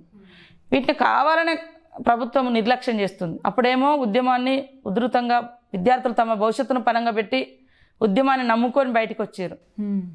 కానీ ఈరోజు ఉద్యమము కేవలం ఒక కుటుంబాలకు కొంతమందికి పరిమితం అయిపోయింది. పని చేసిన వాళ్ళు అందులో బడ్జెట్లో నేను అసలు మిస్ అయిన ప్రతి విద్యార్థికి, చనిపోయిన విద్యార్థికి, ఉద్యమకారునికి, అమరవీరునికి 10 లక్షలు ఉద్యోగం ఇచ్చినాను. అసలు 1200 మంది చనిపోయారనేమో ఉద్యమ కాలంలో అన్నారు. తర్వాత తెలంగాణ వచ్చినాక 400 మంది అన్నారు. ఎంత అవమానకరంగా వాళ్ళ త్యాగాలను, 600 మంది త్యాగాలను మీరు అవమానించారు. ఇక్కడ లిబర్టీ ఆఫ్ స్టాచ్యూ లాగా కడతామన్నారు, అబ్బురపరిచేలాగా లేదు. అంటే వాళ్ళు మేము కాళేశ్వరం 3 ఏళ్లలో గొప్ప కట్టినామంటాం. 3 లక్షల ఇండ్లు 6 ఏళ్లలో కట్టలేకపోయారే. 2,72,763 ఇండ్లు శాంక్షన్ అయినాయి కానీ ఇంకా కట్టలే. 30,000 మాత్రమే కంప్లీట్ అయినాయి. కడతాం ఇస్తామంటారు. కట్టమా? ఇప్పుడు కూడా అంటా ఉన్నారు మంత్రులు టీవీలలో చూస్తే. కట్టుతాము, ఏమో అంత తొందర ఏముంది, అంత తొందరగా అయిపోతాయి అంట. మరి కాళేశ్వరం ఎట్లా అయింది? మీకు నచ్చేది, మీకు వచ్చేది డబుల్ విషయం అయితే చాలా ఫాస్ట్గా అయిపోతుంది. పేదలకు గట్టే కాడ మాత్రం లేదు. మేము అడిగితే తప్పు. ఈ రకంగా అసలు అసహనం ముఖ్యమంత్రి గారికి చాలా అసహనం ఉంది. పాలనే నచ్చలేదంటారా? ఎందుకంటే గవర్నర్ గారి స్పీచ్ కూడా మీరు చాలా ఘాటుగా స్పందించారు. గవర్నర్ గారు అంటే నాకు చాలా అభిమానము. గతంలో ఉన్న గవర్నర్లు గుళ్ళు గోపురాలు లేదా బయటకు వచ్చడం చాలా తక్కువ. ఈ గవర్నర్ గారు, మహిళా గవర్నర్ గారు అందరితో చిరునవ్వుతో పలకరిస్తుంది. చిరునవ్వే తన చిరునామాగా రాజ్భవన్లో మంచి మంచి కార్యక్రమాలు చేస్తున్నారు. ప్రాంతాలు కూడా పర్యటిస్తూ ఉన్నారు.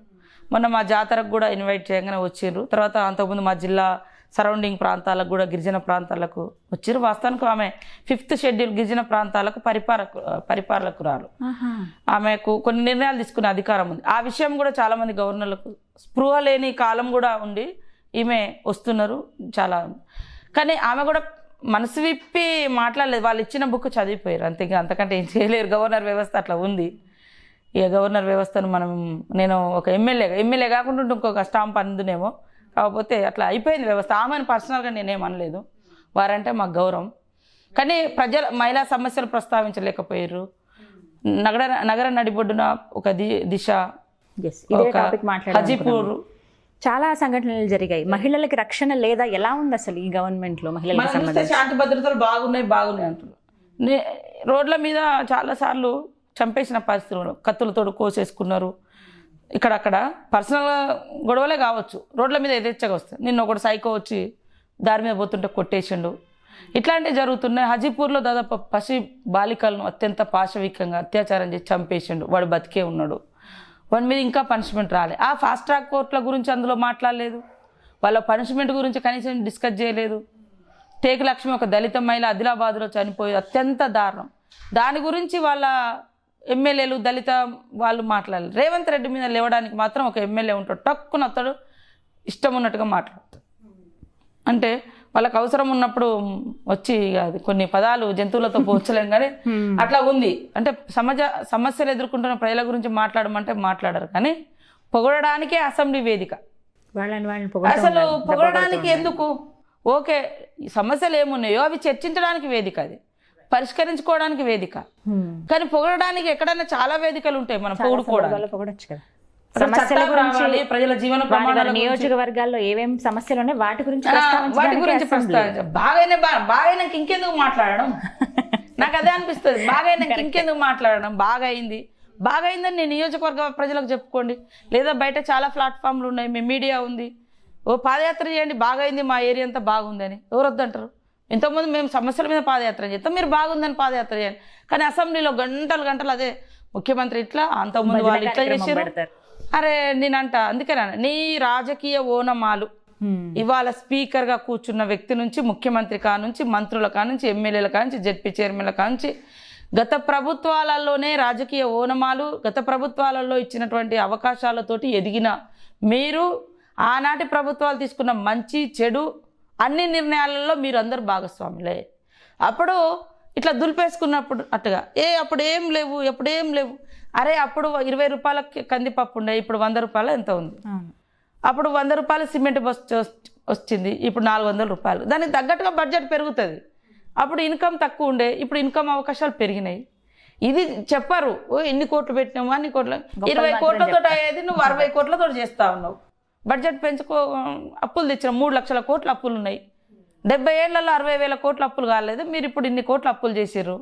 అప్పు లేకుండా రాష్ట్రం ఎట్లా? అప్పులతోటి భూములో ఉన్న ఆస్తులు అమ్మి నువ్వు చేసేది నేను కూడా చెప్తాను, నాకు కూడా చెప్తాను. అంతేనా కదా? నువ్వు ఆదాయ మార్గాన్ని సృష్టించుకోవాలి. గత పాలకులు మిగులు బడ్జెట్ ఇచ్చిర్రు, ధనిక రాష్ట్రంగా నిలబెడితే నువ్వు అప్పుల పాలు చేసినావు, ఆ ఆస్తులు అమ్మేస్తున్నావు. ఇవన్నీ చేసి కొప్పులు పెట్టి కొప్పు బాగుంది అంటే అరువు తెచ్చుకున్న కొప్పే పీక్కపోతే ఎప్పుడైనా పోతుంది. అందుకోసము ప్రజల్ని ఎప్పుడు తమ ఆదాయ వనరు మనం చేపలు పట్టించి ఇచ్చడం కాదు, వాళ్ళు పట్టుకునే శక్తిని ఇవ్వాలి, నేర్పించాలి, అవకాశాలు కల్పించాలి. నేను ఇస్తా దానం, నేను ఇస్తా ఇట్లా ఓకే. వాళ్ళు ఆర్థికంగా ఎదిగేంత వరకు మన సంక్షేమ పథకాలు అన్నీ వాళ్ళకి కావాలి. కానీ వాళ్ళని ఎదగనిచ్చే ఇంకొక మార్గాన్ని స్వయంగా ఉపాధి, కాంగ్రెస్ ప్రభుత్వము యూపీఏ గవర్నమెంట్లో పని లేనటువంటి వాళ్ళకు పని కల్పించడం కోసం ఉపాధి హామీ చట్టం తెచ్చింది. గిరిజనుల కోసము వాళ్ళు సాగు చేసుకుంటున్నటువంటి భూములకు హక్కు కల్పించి వాటికి బోర్లేసి పంట సాగు చేసుకుంటే వాళ్ళు ఆర్థికంగా స్థిరంగా ఉంటారని ఇచ్చింది. మీరేం చేసి నాకు గుంజుకున్నారు. దళితులకు 3 ఎకరాలు అన్నారు, కనీసం 3 ఎకరాల ప్రస్తావన కూడా లేదా ఈరోజు అసెంబ్లీలో. అంటే ఏ రకంగా మీరు బలహీన వర్గాలకు సపోర్ట్ చేసిన? మహిళలది వడ్డీ లేని రుణాలు ఇవ్వడం కోసం అని ఏదో 1200 కోట్లు పెట్టారు. మహిళలు ఇంకే రకంగా సస్టైనబుల్ అంటే డెవలప్ కావాలి, వాళ్ళ పరిస్థితి అసలు చర్చనే లేదు. నిన్న అంతర్జాతీయ మహిళా దినోత్సవం, కనీసం మనిషికి 5 నిమిషాలన్నా మాట్లాడడానికి అవకాశం ఇస్తారేమో అని ఆశించడం. ప్రిపేర్ అయ్యాను, బడ్జెట్ అయిపోయింది, వాళ్ళే శుభాకాంక్షలు చెప్పి వెళ్ళిపోయారు. వాళ్ళు పోయి ముఖ్యమంత్రి గారికి ముఖ్యమంత్రి వచ్చి మాకు శుభాకాంక్షలు చెప్పాలి. వాళ్ళ మహిళా ఎమ్మెల్యేలు మంత్రులు పోయారు, ముఖ్యమంత్రి గారికి శుభాకాంక్షలు చెప్పారు, అయిపోయింది. ఇంకేముంటుంది మహిళల అసలు అంతర్జాతీయ మహిళా దినోత్సవం వచ్చిందే ఒక పోరాట దిన స్ఫూర్తి దినం. శ్రామిక వర్గం మహిళల యొక్క పోరాట దినానికి హానర్గా ఆనాటి కమ్యూనిస్టు పార్టీలు లేదా సోషలిస్టు నాయకురాలు క్లారా జెట్కిన్ గారు 1910లో మనము అంతర్జాతీయ మహిళా దినోత్సవాన్ని 1908లో న్యూయార్క్ పట్టణంలో పని వేతనాల కోసము పురుషులతో సమానంగా పని వేతనం ఉండాలి, పని గంటలు తగ్గాలి, ఓటు హక్కు ఉండాలి, జెండర్ ఈక్వాలిటీ రావాలని లాంగ్ మార్చ్, ఒక మార్చ్ నిర్వహించారు. దానికి హానర్గా ఇది వచ్చింది. అసలు ఆ థీమ్ పోయింది. అసలు ఏం చేయాలని చర్చించుకునే డేట్, పోరాట కార్యాచరణ రూపొందించుకునే డేట్, ఉత్సవం లాగా అయిపోయింది. అందరూ హియా బాగైంది దాని వెనుక పెద్ద పోరాట చరిత్ర ఉంది. ఇప్పుడు కూడా ఇంకా మహిళలు 2వ తరగతి శ్రేణులుగా గుర్తించబడుతున్నారు.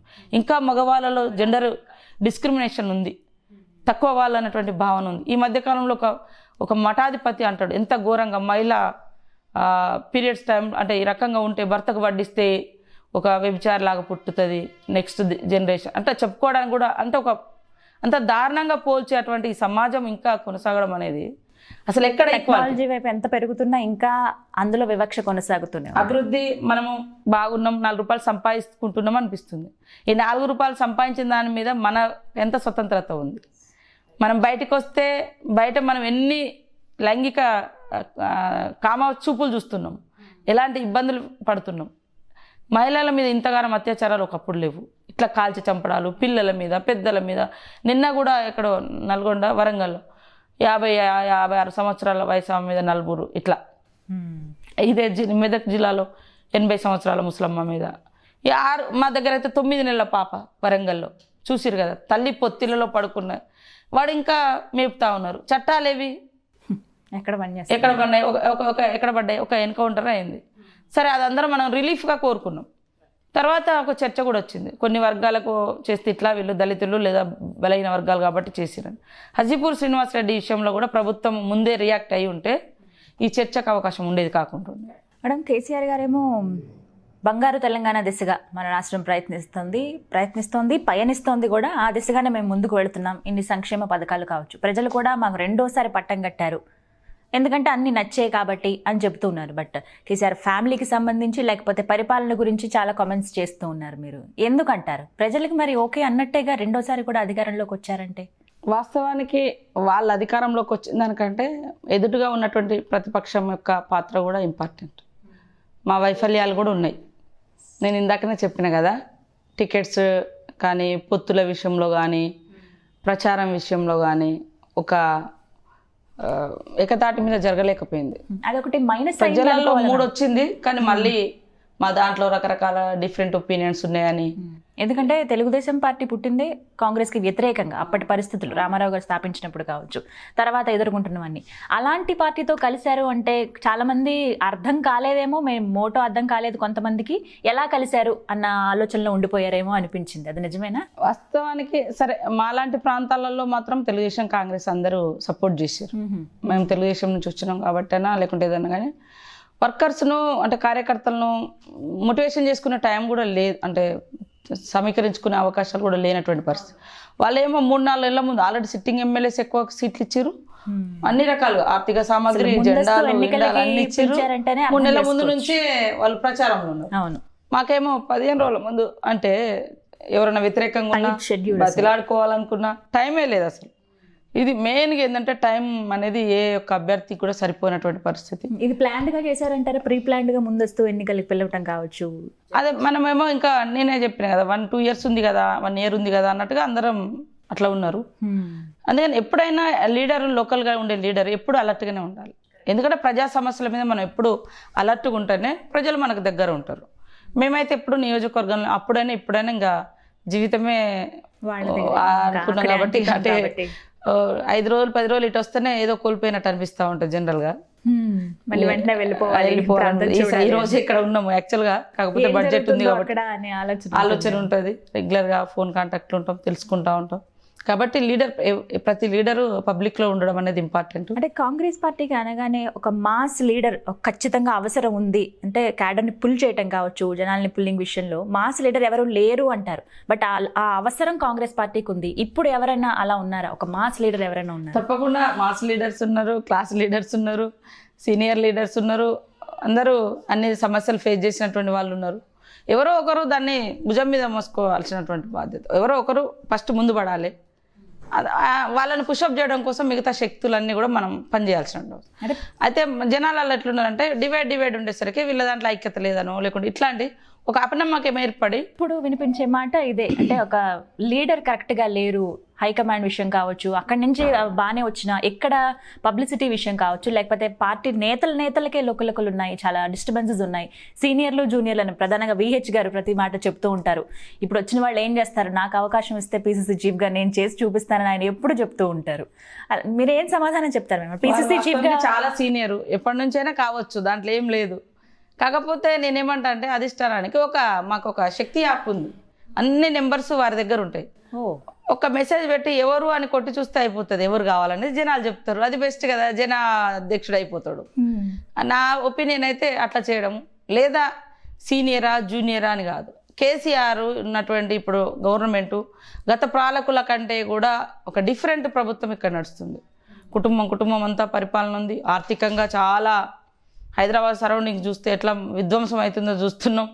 అంతకుముందు ఇదే బిల్డింగ్లు ఇదే కన్స్ట్రక్షన్ కడితేనేమో గత పాలకులు మొత్తం విధ్వంసం అని అన్నారు. హైటెక్ సిటీ తీసుకొచ్చి ఆదాయం సమకూర్చడమో, లేదా ఎయిర్పోర్ట్ కట్టినటువంటి రాజశేఖర రెడ్డి గారు రింగ్ రోడ్ తీసుకొచ్చినటువంటి, లేదా కాంగ్రెస్ ప్రభుత్వం మన మెట్రో సిటీ, ఇవన్నీ మెట్రో రైలు, ఇవన్నీ కూడా తీసుకొచ్చిన వాళ్ళందరినీ విధ్వంసం అన్నారు. వాటిని బేస్ చేసుకునే ఈరోజు హైదరాబాద్ విస్తరిస్తుంది. హైదరాబాద్లో ఆదాయం 60%, ఈ రాష్ట్రానికి వచ్చే ఆదాయం మొత్తం ఇక్కడ నుంచే వస్తుంది.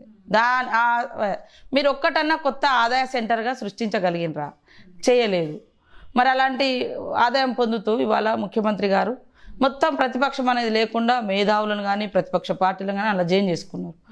వారు అధికారంలో ఉండి ఇంకా అందరినీ జమ చేసుకున్నారు. మనం ప్రతిపక్షంలో ఉండి ఇంకే అందరం కలిసిపోవాలి, కానీ ఈయన కొత్తోడు ఆయన పాతోడు ఈయన ఇట్లా ఈ వ్యక్తిగత ఎజెండాలు ఎవరు తీసుకురాకూడదు. ప్రజల అభిప్రాయము, కార్యకర్తల అభిప్రాయము, కాంగ్రెస్ పార్టీ నిర్ణయానికి కట్టుబడి మనం పనిచేసినప్పుడే పార్టీ ఉంటాయి. పార్టీ బతికితే అందరం ఉంటాం. ఇల్లు బాగుంది అనుకోండి, ఇంట్లో అందరం ఉంటాం. ఇంటికి అందరం ఒక దిక్కు కులగొట్టుకుంటాం. బాగుండాలంటే నేను ఒక్కదాన్నే పోను, మీరు కూడా పోతారు, కులగొట్టిన వాళ్ళు కూడా పోతారు. అది ఆ మెథడ్ అందరికీ గుర్తుపెట్టుకోవాలి. ఎవరైనా కూడా మేము కొత్తనే కావచ్చు, పాతనే కావచ్చు. నేను ఎప్పుడు కూడా నా ఒపీనియన్ ఇప్పటి వరకు ఎవరు అధ్యక్షులని చాలామంది అడుగుతున్నారు. నాకు ఎవరి మీదనే ఇంట్రెస్ట్ ఉండొచ్చు, కానీ ప్రజా అభిప్రాయం అంటే క్యాడర్ అభిప్రాయం తీసుకోండి అని చెప్తున్నా. నా ఒపీనియన్ అడిగినప్పుడు నేను ఇంటర్నల్ వార్ రూమ్లో చెప్తా, ఓపెన్గా మాట్లాడు. ఎవరైనా క్రమశిక్షణ పార్టీకి నిర్ణయాన్ని కట్టుబడి ఉన్నటువంటి వాళ్ళు ఈ సిస్టాన్ని అమలు చేయాలి. ప్రజాస్వామ్యంని మనం నమ్మే అటువంటి వాళ్ళము, క్రమశిక్షణ లోబడి ఉండేటువంటి ఏ కార్యకర్త అయినా కూడా నీ ఒపీనియన్ నువ్వు సీల్డ్ కవర్లో పంపుతావా, లెటర్ల ద్వారా ఇస్తావా, మరి మెసేజ్ ద్వారా పంపుతావా, అధిష్టానానికి నువ్వు పంపు, ఓపెన్గానే ఉండాలి. కానీ పార్టీలో ఉండే ప్రతి భిన్నాభిప్రాయాన్ని బయట చెప్పి అదొక గొడవల లెక్క సృష్టించి నమ్ముకున్నటువంటి కాంగ్రెస్ కార్యకర్తల్లో అపనమ్మకాన్ని క్రియేట్ చేయడం ఏ నాయకుని లక్షణం కాదు. ఇప్పుడు మేడం, ఇప్పుడు పిసిసి చీఫ్కి చాలా మంది రేస్లో ఉన్నారు, లాబింగ్ చేస్తున్నారు అంటున్నారు, ఢిల్లీ వరకు వెళ్తున్నారు, హైకమాండ్తో మాట్లాడుతున్నారు. ఎవరికి అవకాశాలు ఉన్నాయంటారు? నేను చెప్పలేనండి, అది వాస్తవానికి ఇప్పుడే చెప్పిన కదా నా సిస్టమ్ ఏంటిది అనేది. అందుకనే క్యాడర్ వివిధ రకాల హోదాలలో ఉన్నటువంటి క్యాడర్ తోటైనా ఒపీనియన్స్ తీసుకోవాలి, లేదా నేషనల్ పార్టీ ఐడెంటిఫై చేసినటువంటి వ్యక్తులు ఎవరు ఈ రాష్ట్రంలో మనం పోరాటాలు చేయాల్సిన బాధ్యత ఉంది. ఇప్పుడు ప్రభుత్వానికి వ్యతిరేకంగా నిలబడాల్సిన బాధ్యత ఉంది. ఇంటర్నల్ కమిట్మెంట్ కాదు, ఓపెన్ ఫైట్ చేయాలి. అప్పుడే క్యాడర్కి భరోసా ఇస్తాం. నేను ఇంతకుముందే అన్నా, ప్రభుత్వంలో ఉన్నప్పుడు పని చేయాలి క్యాడర్కు, లేదా డెవలప్మెంట్ చేయాలి గ్రామాలకు. ప్రతిపక్షంలో ఉన్నప్పుడు పోరాటం చేయాలి. ఏం చేయం, ప్రజలకు విరక్తి కలిగినప్పుడు మనకు ఓటెత్తారనే రోజులు పోయినాయి. ప్రజలకు ఏదో ఒక నమ్మకం రావాలి. అన్ని చోట్ల మార్పు వచ్చింది, వ్యవస్థలో మార్పు వచ్చింది, ప్రజల ఆలోచనలో, జీవన శైలి, అవసరాలు వచ్చినప్పుడు దానికి తగ్గట్టుగా మారాలి. 1960లో ఇట్లుంది కాబట్టి ఇప్పుడు కూడా ఇట్లనే ఉంటుంది అనుకోవడం తప్పు. ఏ రోజు పరిస్థితులకు అనుగుణంగా ఆ రోజు ప్రభుత్వాలు పథకాలు ప్రకటించాలి, ప్రభుత్వాలు ప్రజా సంక్షేమాన్ని తీసుకోవాలి, ప్రతిపక్షాలు ప్రశ్నించాలి. ఇది మరోవైపు ప్రధాని కూడా చెప్తున్నారు, రాబోయేది తెలంగాణలో మా గవర్నమెంటే, ఖచ్చితంగా బీజేపీ గవర్నమెంట్ ఫామ్ చేస్తుంది, సౌత్లో మేము పట్టు పెంచుకుంటున్నాం అనే మాట చెప్తున్నారు. ఒకవేళ బీజేపీ ఫామ్ అయితే మరి కాంగ్రెస్ పరిస్థితి ఏంటి? అట్లాంటి పరిస్థితి ఏమి అయితే లేదండి, అట్లా అసలు ఆ సిచ్యువేషన్ లేదు. ఎందుకంటే ఇంకా బీజేపీ టీఆర్ఎస్ ఒకటిగా అయ్యి అట్లా ఏమన్నా ప్లాన్ చేయాలని చూస్తున్నారేమో, కానీ వాళ్ళు పైకేమో అక్కడ పోయి బీజేపీని కలుపుతారు, ఇక్కడ వచ్చి ఎంఐఎం దోస్తుంటారు, మళ్ళీ ఎంఐఎం వాళ్ళు కాంగ్రెస్ స్ట్రాంగ్ ఎక్కడ ఉంటే అక్కడ పోయి దేశమంతా అభ్యర్థులను పెడతారు. కానీ హైదరాబాద్లో మాత్రం అభ్యర్థులను పెట్టుకోరు. ఒక హైదరాబాద్ తప్ప తెలంగాణలో అభ్యర్థులను పెట్టరు. అసలు ఏం పాలిటిక్స్ ఎంఐఎంది కానీ టీఆర్ఎస్ది కానీ బీజేపీతో బాగానే ఉంటారు. ఇక్కడ లోకల్గా ఉండే క్యాడర్ తోటి మాత్రం బీజేపీ వాళ్ళతో ఫైటింగ్ చేస్తూ ఉంటారు. మళ్ళీ పైనుంచి ఏదో సరే లోకల్గా ఎక్కడన్నా అక్కడక్కడ మద్దతుగా వాళ్ళు లోకల్ గుర్తులేని ఎలక్షన్లలో పొత్తుగా లోకల్ లీడర్లు రైతులు ఏకమైతే ఈ రెండు పార్టీలు ఏకమైన మళ్ళీ మాట్లాడుతుంటాడు అసెంబ్లీలో కూడా కేసీఆర్. పర్టికులర్గా ఒక్కసారి కాంగ్రెస్లోనే మరి ఒక్క నేత గురించి మాట్లాడుకుంటే డ్రోన్లు ఎగరేశారని కావచ్చు, లేకపోతే భూ కబ్జాలకి పాల్పడ్డారు సోదరులు ఇద్దరు కానీ కావచ్చు, ఇలాంటి కేసులతో రేవంత్ రెడ్డి కానీ టార్గెట్ చేస్తూ ఆయన జైలుకి పంపించడం కానీ, ప్రతిసారి ఆయన్ని పాయింట్అవుట్ చేస్తూ మాట్లాడడం కానీ ఎందుకంటారు? అంటే దాన్ని బట్టి అర్థమవుతుంది కదా, ఈయన బయటకు వస్తే భయం ప్రభుత్వానికి, ప్రభుత్వంలో ఉండేటువంటి అన్నీ కూడా సమాచారాలు రేవంత్కు చాలా ఈజీగా వస్తాయి. కాబట్టి అదే కాకుండా ఆయన పట్టణ గోస, వీళ్ళు పట్టణ ప్రగతి అన్నప్పుడు ఖచ్చితంగా మేము కౌంటర్గా ప్రతిపక్షం చేస్తాం. నువ్వు చెప్పు, నువ్వు నిరూపించు, మీడియా మొత్తం నువ్వు కంట్రోల్ చేస్తున్నావు, యంత్రాంగం, పోలీస్ యంత్రాంగం, గవర్నమెంట్ యంత్రాంగం అంతా ఉంది. కానీ ఎప్పుడో 2005లో కొన్నటువంటి భూములను ఇప్పుడు తీసుకొచ్చి పెట్టినవే.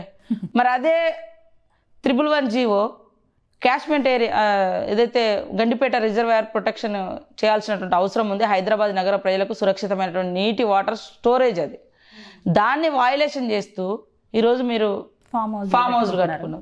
దాన్ని ప్రశ్నిస్తే డోన్ క్రేమరా, అరే కట్టడమే తప్పు, మా డోన్ క్రేమరా కేసు తర్వాత ఆ విషయం ప్రస్తావనకి రావట్లేదు, కట్టే విషయం ఫామ్ హౌస్ విషయం రావట్లేదు. కెమెరా ఎందుకు పెట్టిండ్రు, అక్కడేదో జరిగిందని పెట్టినాం, నీదేం లేనప్పుడు ఏం లేదని చెప్పొచ్చు కదా. కానీ అసలు ఫస్ట్ మంత్రి గారు రాజీనామా చేయాలి నైతికంగా ఏమాత్రం. ఎందుకంటే గవర్నమెంట్ జీవోలను గవర్నమెంట్ ప్రొటెక్ట్ చేయాల్సింది పోయి వయలేషన్ చేసింది.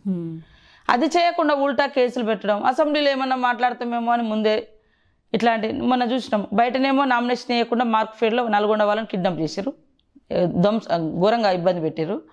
మంత్రుల మీద ఈ మాట్లాడాలంటే లేదు, మమ్మల్ని అందరూ సస్పెండ్ చేసిండు. మరి ఆ భూములదన్నా బయట పెడితే అసలు అక్కడ ఎట్లుందో లొకేషన్ అన్న చూద్దామని పోతే మమ్మల్ని అరెస్ట్ చేశారు. అసలు ప్రభుత్వము ఎంత అక్రమాలకు పాల్పడుతూ ఏకపక్ష పోలీస్ నియంతృత్వాన్ని ప్రదర్శిస్తుందో మనకు అర్థమైంది. ఒకసారి బడ్జెట్ విషయమే మాట్లాడుకుంటే ఇది పేదల బడ్జెట్ అని చెప్తుంది టీఆర్ఎస్ పార్టీ, బట్ సీతక్క దీన్ని ఏమంటారు? పేదల బడ్జెట్ కాదు, అది కేసీఆర్ గారి బడ్జెట్.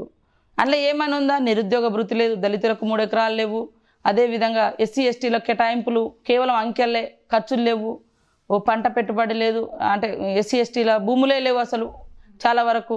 వాళ్లకు కనీసం దళితులకు 3 ఎకరాలు ఇస్తానన్నది లేదు, ఎస్టీలకు పట్టాలు లేవు, బీసీలది కూడా బీసీ కార్పొరేషన్కు ఏం లేవు. కేవలం అంకెలతోటి వాళ్ళు మాటలతో మాయ చేయడంలో నెంబర్ 1. చాలా రోజుల నుంచి నేర్చుకున్నారు, వాళ్ళ మాటలను ఎవరు చేయలేదు. మహిళా సంక్షేమం లేదు, మహిళా పోలీస్ స్టేషన్ల సమస్య లేదు, మహిళల అత్యాచారాల మీద మరి దానికి కావాల్సినటువంటి ఫాస్ట్ ట్రాక్ కోర్టుల విషయమే లేదు, అందులో ప్రస్తావన లేదు. అంటే ఆర్థిక ఉద్యోగాలు అయితే ఇయ్యమన్నారు. అవును, ఆర్థిక మాంద్యం ఉంది. మరోవైపు ప్రపంచంలో సిట్యువేషన్ మనం చూస్తూ ఉన్నాము. కేంద్రం నుంచి కూడా ఎటువంటి సాయం రావట్లేదు. ఇలాంటి పరిస్థితుల్లో 1,82,000 చిల్లర 900 పైగా ఉంది అంటే ఇది సాధ్యం అవుతుందంటారా? అలాగా అసలు ఎక్కడ సాయమే లేనప్పుడు అదే అంటున్నా. ఇప్పుడు కేంద్రం నుంచి ఏం సపోర్ట్ లేదు, అసలు ఢిల్లీ పార్టీలే వద్దు, ఢిల్లీ వద్దు, మనకు గల్లే అవసరం అని అన్నారు. మరి ఢిల్లీ పార్టీ మళ్ళీ సపోర్ట్ చేస్తలేదు, మళ్ళీ ఢిల్లీ నుంచి వస్తలేవు అని ఎందుకు అనాలి?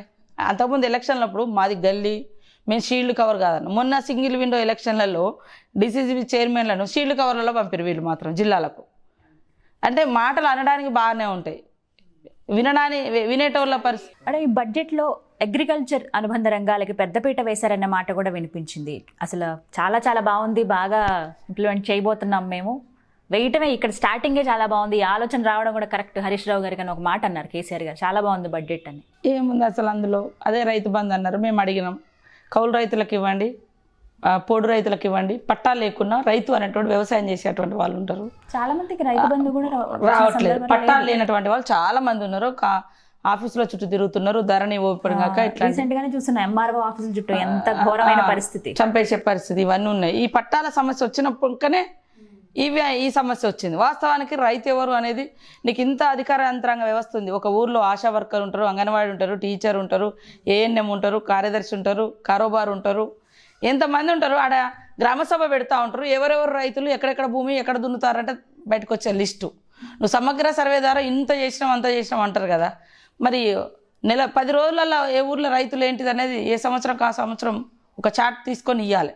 ఒక బాధ్యతాయుతమైనటువంటి ప్రభుత్వం ఎప్పుడైనా ఉంటే ఈ పథకానికి అరువులు ఎంతమంది అయితే అంతమందిని తీసుకోవాలి. మీరు గిట్టుబాటు ఇవ్వట్లేదు, మీరు రైతు రుణాలు సరిగా మాఫ్ చేయట్లేదు, మీరు ఇన్పుట్ సబ్సిడీ ఇవ్వట్లేదు. ఇప్పుడు అంతకుముందు పంట నష్టపోతే ఇన్పుట్ సబ్సిడీ వచ్చేది కాంగ్రెస్ తెలుగుదేశం ప్రభుత్వాలలో, మరి అవి ఇవ్వట్లేదు. మీరు రైతు బంధు ఇచ్చిర్రు, 50 కేజీల బస్తా యూరియాను 45కు చేసిర్రు, 5 కేజీలు తగ్గించారు, దానికి రేటు పెంచేసిర్రు. ఇవన్నీ చెప్పరు, మేము ఇచ్చిందే చెప్పుకుంటారు. సరే రైతులు ఓట్లేస్తున్నారంటే చెప్తున్నా కదా. ప్రతిపక్షం పాత్ర కూడా సరిగ్గా మనం చేయనప్పుడు, లేదా అధికార యంత్రాంగం అంబులెన్స్లలోనే డబ్బులు పంపించారు అనేది కూడా రకరకాల ఉన్నాయి, లేదా పెట్టెలు మార్చారు అనేది రకరకాల ఉన్నాయి. ఈ ప్రభుత్వం చూసిన తర్వాత అన్ని రంగాల్లో అప్రమత్తం ప్రతిపక్ష నాయకులు ఉన్నప్పుడే సక్సెస్ కాగలరు. ఈ సంవత్సరం పాలన మీద సంవత్సరం దాటి 2 నెలలు గడుస్తుంది. ఏం చెప్తారు కేసీఆర్ గారు రెండోసారి అధికారంలోకి వచ్చారు? అసలు ఏమీ జరగలేదండి వాస్తవానికి. సరే అక్కడక్కడ కొంత పింఛన్లు ఇచ్చారు తప్ప, పింఛన్లు కొన్ని కళ్యాణ లక్ష్మిలు, ఆ కళ్యాణ లక్ష్మి కూడా ఓసీలకు కూడా పెట్టారు కానీ అది వాళ్ళకి రాలే. ఓసీలకు బీసీలకు చాలా వరకు ఇంకా రిలీజ్ కాలే. కొన్ని ఎస్టీలకు అది కూడా సంఖ్యల పిల్లల్ని ఎత్తుకొని వచ్చినాక కొంతమందికి ఇవ్వగలను. అంతకంటే కొత్తదైతే ఏం కనపడలే మాకు. ఈవెన్ మాకు కూడా ఎమ్మెల్యేలకు బడ్జెట్ అన్నారు, అది కూడా లాస్ట్ ఇయర్ 1 crore పెట్టారు, అది కూడా రాలే. ఇప్పుడు కూడా అదే 6,000 కోట్లు రైతు రుణమాఫీ అని లాస్ట్లో బడ్జెట్లో పెట్టారు, ఇప్పుడు అదే పెట్టారు. అదే నేను చెప్తున్నా, గతంలో కూడా 2,72,763 ఇండ్లు ఉన్నాయని చెప్పారు, ఇప్పుడు కూడా అదే ఇండ్లు చూపెట్టి సంఖ్య ఏం అదే ఉంటుంది కానీ ఏం మారుతుంది? ఏం అంటే కొన్ని దొరికిపోయారు, కొన్ని దొరుకుతలేరు. మేము ఎక్కడైనా సమాచారం అడిగితే కూడా ఇవ్వకుండా అధికారులు కానీ లేకుంటే వాళ్ళు కానీ ఇచ్చే పరిస్థితి లేదు. మాది తప్పు, వాళ్ళది కరెక్ట్ అని చూపించుకోవడానికి ప్రయత్నం చేస్తూ ఉన్నాం. మళ్ళీ మేము మాట్లాడితే అసత్యాలు మాట్లాడాల్సిన అవసరం ఏముంది? క్షేత్రస్థాయిలో ప్రజలు ఎదుర్కొనే సమస్యలనే మేము మాట్లాడుతాం. ఒకసారి సీఎంగా కంపారిజన్ చేసుకుంటే చంద్రబాబు నాయుడు గారిని మీరు చూశారు, వైఎస్ఆర్ గారిని చూశారు, అలాగే కేసీఆర్ గారిని. కంపారిజన్ వైజ్గా ఎవరు కరెక్ట్గా చేశారని మీకు అనిపించింది? ఎవరి పాలన బాగుంది అనిపించింది? ఎవరి స్టైల్ వాళ్ళదే. వాళ్ళిద్దరు కూడా ప్రజలకు దగ్గరగా ఉన్నారు, ప్రజలతో కలిసిపోయినరు. రాజశేఖర రెడ్డి గారు అయితే రైతు లాగానే రైతులతో కలిసిపోయినరు. చంద్రబాబు నాయుడు గారు కూడా ఒక మంచి అడ్మినిస్ట్రేటర్గా గుర్తింపు వచ్చింది. ఇంటర్నేషనల్గా కూడా బిల్ గేట్స్, బిల్ క్లింటన్స్ అట్లాంటి వాళ్ళు కూడా వచ్చే పరిస్థితి. రాజశేఖర రెడ్డి గారి పీరియడ్లో కూడా ఇక్కడికి వచ్చారు.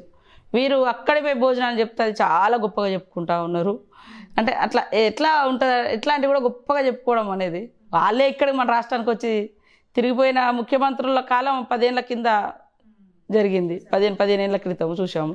ఇప్పుడు అక్కడ ఏదో ఏమున్నది, మోడీ గారు వాళ్ళకి ఎవరికి నచ్చితే వాళ్ళు పిలుచుకున్నారు. పాపం సాక్షాత్తు కేజ్రీవాల్నే పిలవలేదు, అక్కడ ఆ ఢిల్లీలో తిరుక్కుంటా. అట్లాంటి రాజకీయ వివక్షతతో కూడుకున్నటువంటి ఆయన ఇన్విటేషన్లో మీరు పోయి గొప్పగా చెప్పుకున్నారు. కాబట్టి రాజశేఖర రెడ్డి గారిది ఒక స్టైల్, చంద్రబాబు నాయుడు గారిది ఒక స్టైల్. ఈయనది మాత్రం ఎవరి మాట వినాము, నా స్టైల్ నాదే, ఎవరు మాట్లాడొద్దు, నేను చెప్పిందే మీరు వినాలి, ఎవరు మాట్లాడితే వాళ్ళ అజ్ఞానులు అని ఆయనే అసత్యాలతోటి ఖండిస్తారు. మనం చూస్తే గత అసెంబ్లీ సమావేశాలలో ఒక దళితుడు సిఎల్పి నేతగా ఉన్నాడు, కాంగ్రెస్ తరఫున సిఎల్పి నేత బట్టి విక్రమార్క గారు ఒక అంశాన్ని ప్రస్తావించాడు.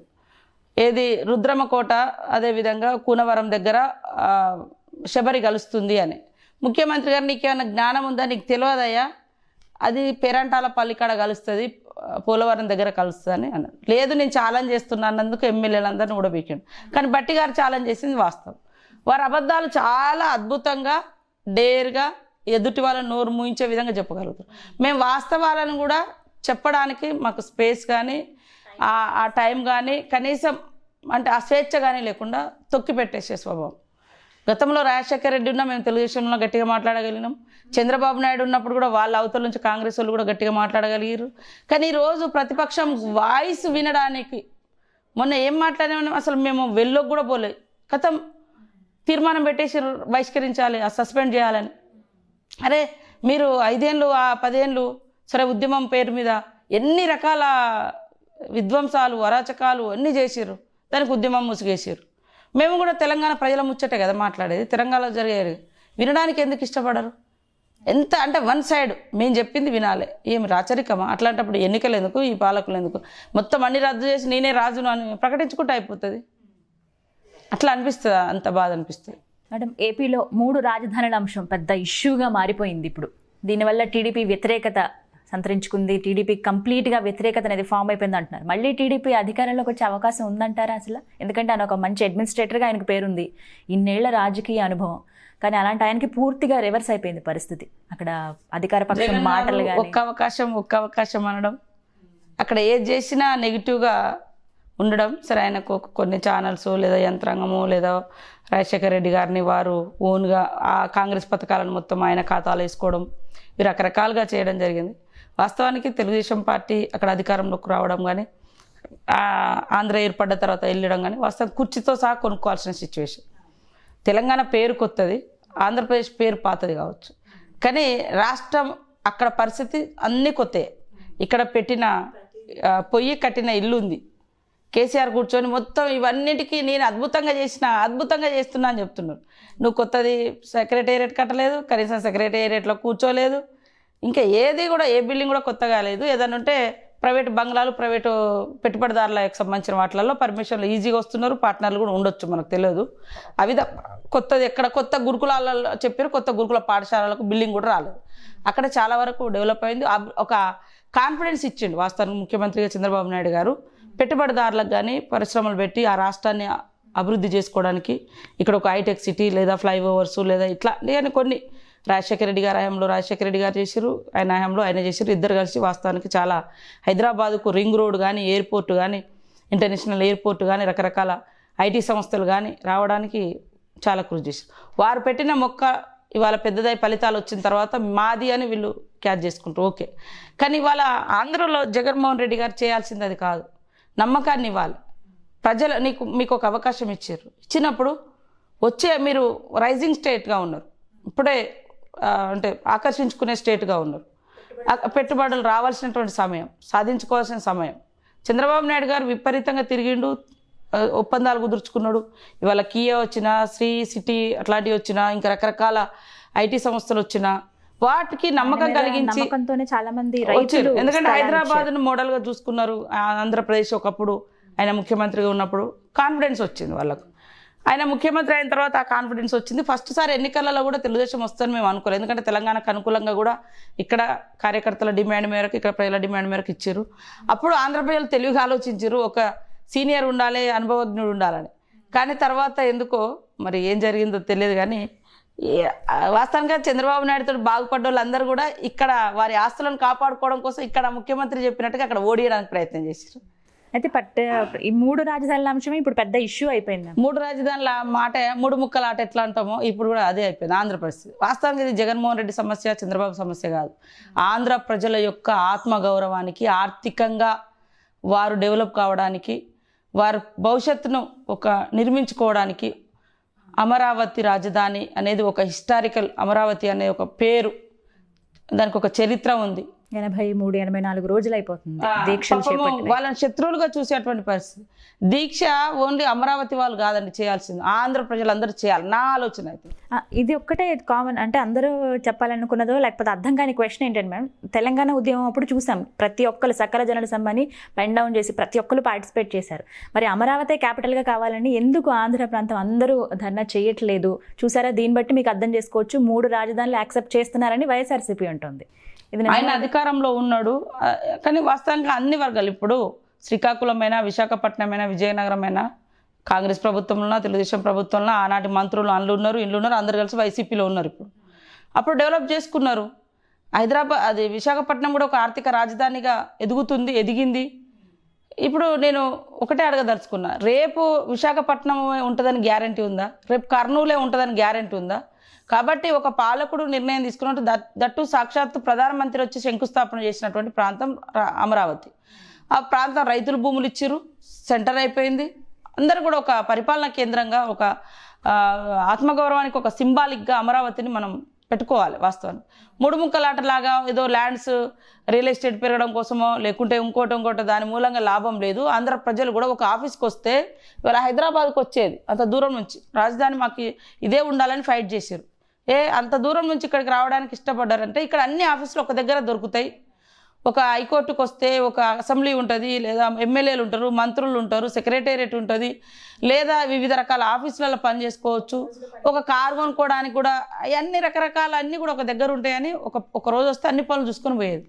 ఒక వ్యక్తి అమరావతి ఎమ్మెల్యే కాడికి అమరావతి పోవాలి, కోర్టు కాడికి కర్నూలు పోవాలి, ఇంకో కాడికి విశాఖపట్నం పోవాలి అంటే అది ఏ రకమైనటువంటి ప్రజల మీద భారమే తప్ప ఇంకేమైనా ఉన్నదా? రియల్ ఎస్టేట్ వాళ్ళకు లాభం అవుతుంది కావచ్చు, లేదా అక్కడ ఉన్నటువంటి భూములు ఏదో తాత్కాలికంగా పెంచుకుంటారు కావచ్చు కొంతమంది. మళ్ళీ నెక్స్ట్ వచ్చినటువంటి గవర్నమెంట్లో ఎవరైనా లేకుంటే ఏదైనా కొన్నాళ్ళకైనా మరి తీసేయాలనుకుంటే అప్పుడు వాళ్ళ పరిస్థితి ఏమవుతుంది? అందుకోసము ఒక గవర్నమెంట్ స్టార్ట్ చేసిన డెవలప్మెంట్ యాక్టివిటీస్ని ఇంకొక గవర్నమెంట్ స్టాప్ చేయకూడదు. ప్రజా ప్రయోజనాలు వాటిని పెంచుకోవాలి, కాకపోతే విస్తరింపజేసుకోవాలి. 3 ప్రాంతాలు కాదు, 33 ప్రాంతాలను డెవలప్ చేయండి. 33 ప్రాంతాలకు అభివృద్ధిని లేదా ఫ్యాక్టరీలను లేదా పరిశ్రమలను విస్తరింపచేయండి. కానీ అడ్మినిస్ట్రేషన్కి సంబంధించినటువంటి అన్ని కూడా విభాగాలు ఒక దగ్గర ఉంటేనే అందరికీ బాగుంటుంది. పెట్టుబడిదారులకు కూడా ఇది ఒక స్థిరమైనటువంటి అభిప్రాయాలు ఉంటాయి ఇక్కడ. కాబట్టి ఏ ప్రభుత్వం వచ్చినా మన పెట్టుబడులకు డోకా ఉండదు. మనం అనుకున్న ప్రాంతంలో మనం డెవలప్ చేసుకోవచ్చు. రాజధాని చుట్టుపక్కల లేదా రాజధానిలో ఇక్కడ ఒకటి పెట్టుకుంటే, ఒక ఫ్యాక్టరీ పెట్టుకుంటే ఇక్కడికి వచ్చే పిల్లలు కానీ ఇక్కడికి వచ్చే కుటుంబ సభ్యులు కానీ ఇక్కడ ఏదో చేసుకుంటారు, మార్కెటింగ్ అవుతుంది అనే అటువంటి ఆలోచన కల్పించాలి. ఏ ముఖ్యమంత్రి కూడా ఇట్లా గొడవలు పెట్టుకొని డిస్టర్బ్ చేసుకొని మీరు అమరావతి రైతులకు సపోర్ట్ చేయటం కావచ్చు, ఇలాంటివన్నీ చూస్తున్నాం మనం. టీడీపీ సిచ్యువేషన్ ఒకసారి చూస్తే మనం ఫైనల్గా ఒకటే క్వశ్చన్ అడుగుతాను. మీరు టీడీపీలో ఉన్న వ్యక్తిగా, దగ్గరుండి ఆ పార్టీలో ఎలాంటి పరిస్థితి ఉందో చూసిన వ్యక్తిగా చెప్పండి. లోకేష్ మీద ఇప్పుడు ప్రస్తుతానికి భారం అయితే ఉంది, ఆయనే పార్టీని ముందుకు నడిపించాలి అని కొంతమంది ఆ రకంగా అంటుంటే, నందమూరి ఫ్యామిలీకే మళ్ళీ పార్టీ బాధ్యతలు అప్పగిస్తే పార్టీ పునర్వైభవం సంతరించుకుంటుందనే మాట వినిపిస్తుంది. ఏది కరెక్ట్ అంటారు ఇందులో? సార్ వాస్తవానికి నందమూరికి వారు పార్టీ పెట్టారు, కానీ కష్టకాలంలో కూడా ఉండాలి. బాధ్యత ఇస్తేనే మనం వస్తామని కాదు. దారుణమైనటువంటి పరిస్థితి ఏంటంటే కుటుంబ సభ్యులు కూడా పార్టీని ఓడించడం. అక్కడ చంద్రబాబు నాయుడు ఓడిపోతున్నాడా, లోకేష్ ఓడిపోతున్నాడా కాదు, పచ్చ జెండా ఓడిపోతుంది. పచ్చ జెండా కనుమరుగయ్యే పరిస్థితి రాకుండా ఉండడం కోసము ప్రతి ఒక్కరు కూడా ఎన్టీ రామారావు గారు పెట్టినటువంటి జెండా కాబట్టి కాపాడడానికి ప్రయత్నించాలి. కానీ వాళ్ళు బయటకు వచ్చే పరిస్థితి లేకుండా పదవి ఇస్తేనే బయటకు వస్తామన్నది కాదు, పని చేసుకుంటూ. ఇప్పుడు ఒక కార్యకర్త లీడర్ అవుతున్నాడంటే చేయాలి. ఇవాళ అనకూడదు, కానీ వారు కూడా చాలామంది కుటుంబ సభ్యులు చంద్రబాబు నాయుడు గారిని అడ్డం పెట్టుకొని, ఎన్టీ రామారావు పేరుని అడ్డం పెట్టుకొని, కొంతమంది ఇక్కడ ఆస్తులు సంపాదించుకొని వాటిని కాపాడుకోవడం కోసం అక్కడ పోయి జగన్మోహన్ రెడ్డికి చిత్తూరు జిల్లా నుంచి బంధుత్వమే సాక్షాత్ బంధు సపోర్ట్ చేశారు. అలాంటి వాళ్ళని చూస్తే ఇంత విలువ లేకుండా ఎట్లుంటారు అనిపిస్తుంది. ఆస్తులు కాపాడుకోవడానికి ఒకరు కావాలి, ఆస్తులు సంపాదించుకోవడానికి ఒకరు కావాలి. ఆ సత్తా ఉందా? ఇప్పుడు నారా లోకేష్ చేతుల మీద బాధ్యతలు పెడితే ఆయన పార్టీని నడిపించగలరంటారా? చంద్రబాబు నాయుడు గారు చాలా యాక్టివ్ ఉన్నారు నీకంటే నాకంటే, ఆయన బాడీ కూడా. కానీ వైఎస్ఆర్సీపీ అధికార పక్షం మాటలు అసెంబ్లీలో మీరు వినుంటారు, వినకూడని మాటలు అనకూడని మాటలే అంటూ ఉన్నారు. ఏజ్ అయిపోయింది, ఆంధ్ర అసెంబ్లీ నడుస్తుంటే చూడలేమండి. అసలు ఆ నోర్లా మోరీలా అర్థం కాదు. ఎవరైనా కానీ ఒక వ్యక్తులను ఓకే విమర్శ ఉండాలి, కానీ సద్విమర్శ ఉండాలి. పర్సనల్గా వాడు ఒకడు మాట్లాడుతాడు అమ్మ మొగడా అని అంటాడు, అసలు దిమాగ్ మెదడు ఉందా అని ఒక ఆమె అంటది. అసలు ఆమె అయితే అసలు చూడడానికి కూడా అసలు ఎట్లా మాట్లాడతారు అట్లా అంత ఘోరంగా. మనం అంటమే అనాగరికులు మాట్లాడతారు, అనాగరికులు మాట్లాడరు. ఎట్లా అనాగరికులు అంటే వాళ్ళకి చదువు లేకపోవచ్చు కానీ సంస్కారంతో మాట్లాడతారు. మీరు అనాగరికులు అనే వాళ్ళకు మనం చదువు లేదు గానో, లేకుంటే పట్టణాలకు దూరంగా ఉంటారనో, లేకుంటే మా ఆదిమ జాతులను అనాగరికులు అంటారు. కానీ మేము పెద్దవాళ్ళని గౌరవిస్తాము.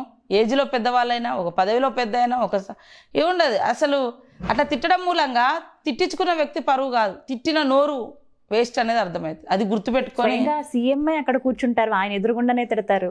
అదే అసలు నిజంగా అట్లా అసలు అసెంబ్లీ స్థాయిని దిగజార్చిన మాటలు వింటున్నాం మేమైతే. నేను ఎప్పుడైనా ఇప్పటివరకు చెప్తున్నా కదా, అది వినడానికి అస్సలు ఇష్టపడం, బంద్ చేస్తాం. ఎప్పుడైనా చూద్దామంటే ఆరోగ్యవంతమైన చర్చ, అర్థవంతమైన చర్చ లేదా విమర్శలు సద్విమర్శలు జరగాలి.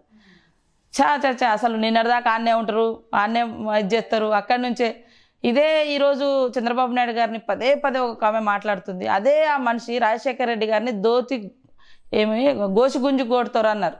జగన్మోహన్ రెడ్డి గారు ఎట్లా మరి అక్కునే చేర్చుకున్నాడో తెలియదు, కానీ ఆ మాటలు రేపు నువ్వు అవకాశం ఇవ్వకుండా మళ్ళీ పక్కకు పోయినప్పుడు కూడా అంటది అనేది జగన్మోహన్ రెడ్డి గారు గుర్తుపెట్టుకోవాలి. మీ తండ్రిని డైరెక్ట్ ముఖ్యమంత్రిగా ఉన్నప్పుడే ముద్దులు ఇట్లా ఆయన పాపం ఎక్కడో ఒక మీటింగ్లో ఇట్లా అన్నాడు రాజశేఖర రెడ్డి గారు, ముద్దులు కాదు జ్యోతి అది గోసి గుంజి కొడతారు అని రకరకాలుగా మాట్లాడారు. తీసుకున్నారు, సరే రాజశేఖర రెడ్డి గారు తీసుకున్నారు, ఏదో నోర్లు ముయించాలని తీసుకున్నారు, ఏం లేదు. మీ పక్కన పెట్టుకొని అదే తిట్లు మళ్ళీ ఎదుటోళ్ళని తిట్టిపిస్తారు. ఇక్కడ ఉన్నాడు అక్కడ తిడతారు, అక్కడ ఉండి ఇక్కడ తిడతారు. ఇలాంటి వాళ్ళకు ఇక జనాలు కూడా ఎట్లా ఇస్తారు అవకాశం, పార్టీలు కూడా ఎట్లా ఇస్తాయో ఆ ఇచ్చే వ్యక్తులు కూడా ఏం గుర్తుపెట్టుకోవాలంటే, ఈరోజు ఇక్కడ నన్ను తిట్టిర్రు, అక్కడ పోయి కూడా ఇక్కడ ఉండి వాళ్ళని తిట్టారు, అక్కడ పోయి కూడా నన్ను తిడతారని గుర్తుపెట్టుకోవాలి. మనుషులు ఎప్పుడైనా అలాగే ఉంటారు, ఎక్కడున్నా విలువలతో ఉన్న వాళ్ళు ఎక్కడైనా విలువతో ఓకే మాట్లాడండి, పార్టీ పాలసీ చెప్పండి, ప్రజల సమస్యలు వివరించండి. కానీ వ్యక్తిని అసలు ఊహించడానికి, శత్రువును కూడా మనం అట్లా మాట్లాడం. డైరెక్ట్ నన్ను చంపుతాడు ఈ వ్యక్తి, మన శత్రువులం కాదే. పాలకపక్షం ప్రతిపక్షం ప్రజాస్వామ్యాన్ని రక్షించాల్సిన స్పీకర్ నుంచి కూడా అలాంటి మాటలే వింటూ ఉన్నాం. స్పీకర్ కూడా సాక్షాత్ అలాంటి మాటలే మాట్లాడు. స్పీకర్ తెలుగుదేశం భిక్షతోటి ఎదిగిన స్పీకర్ అయినా ఆ రోజు అబ్బా మేము అప్పుడు ఇలాంటి మంచి చూడలేదు. మరి ఇన్ని రోజులు తెలియదా నీకు? రాజశేఖర రెడ్డి గారు ఉన్నప్పుడే అన్ని ఇంట్లో కూడా ఎమ్మెల్యేగా చేసినాం. ఆయన అప్పుడు కాంగ్రెస్లో పార్టీలో పనిచేసిండు రాజశేఖర రెడ్డి గారు. మరి అప్పుడే వారి దగ్గరికి వెళ్ళి పని చేయవచ్చు కదా, వారికి మద్దతుగా. విశ్వాసం కూడా ఎక్కడ అధికారంలో ఉంటే అక్కడికి, ఎక్కడ అధికారం వస్తుంటే అక్కడికి, ఎక్కడ అవకాశాలు ఉంటాయి అక్కడికి అన్నట్టుగా కాకుండా ఆలోచించి సరే పోయినాం, మన పరిస్థితి మనకు అవసరం ఉందనో ఏదో పోయినప్పుడు కొంత నోటి కంట్రోల్ కూడా ఉండాలి. ఎందుకంటే మనల్ని ఆదర్శంగా తీసుకుంటారు ప్రజలు. ఆదర్శంగా మన ఇంట్లో పిల్లలే మన బిహేవియర్ని బట్టే వాళ్ళ ప్రవర్తన ఉంటుంది. ఒక స్కూల్లో టీచరు, మా టీచర్ ఇట్లా నేను చిన్న పిల్లల్ని చూస్తూ ఉంటాం, మా టీచర్ చీర ఇట్లా కట్టుకుంటుంది, మా టీచర్ ఇట్లా మాట్లాడుతుంది అంటే టీచర్ యొక్క ప్రభావం, తల్లిదండ్రుల యొక్క ప్రభావం పిల్లల మీద ఎట్లా పడుతుందో రాజకీయ నాయకుల యొక్క ప్రభావం మన నెక్స్ట్ తరం వచ్చే రాజకీయ నాయకుల మీద ఉంటుంది. మన స్పీచెస్ కానీ మన ప్రవర్తన కానీ ఇప్పుడైతే యూట్యూబ్లో వచ్చినాయి అన్నీ వచ్చినాయి చూస్తూ ఉంటారు. కాబట్టి ఆదర్శవంతంగా ఉండే విధంగా ప్రతి ఎమ్మెల్యే, ప్రతి పొలిటీషియన్ ఉండాలి. రైట్. ఫైనల్గా ఏం చెప్తారు? టీడీపీ మళ్ళీ అధికారంలోకి వచ్చే ఛాన్స్ ఉంటుందంటారా ఏపీలో? మీకేమనిపిస్తుంది మేము అంచనా ప్రకారంగా చూస్తే? ప్రజలు ఆలోచించాలి. నేను అంటే అది మాట్లాడలేను. కాకపోతే 3 రాజధానులు అనేది ఇవాళ మాకే హైదరాబాద్ ఇంత పెద్దగా విస్తరిస్తాం. యాక్చువల్గా వరంగల్ రాజధాని చేస్తా అన్నారు కేసీఆర్ గారు. ఆ మాట ఎత్తాడు కానీ అక్కడ మాత్రం రాజధాని చేయండి అంటారు. ఎందుకంటే బాగా గురు శిష్యులు సమైక్యవాది, ఆయన ప్రత్యేకవాది.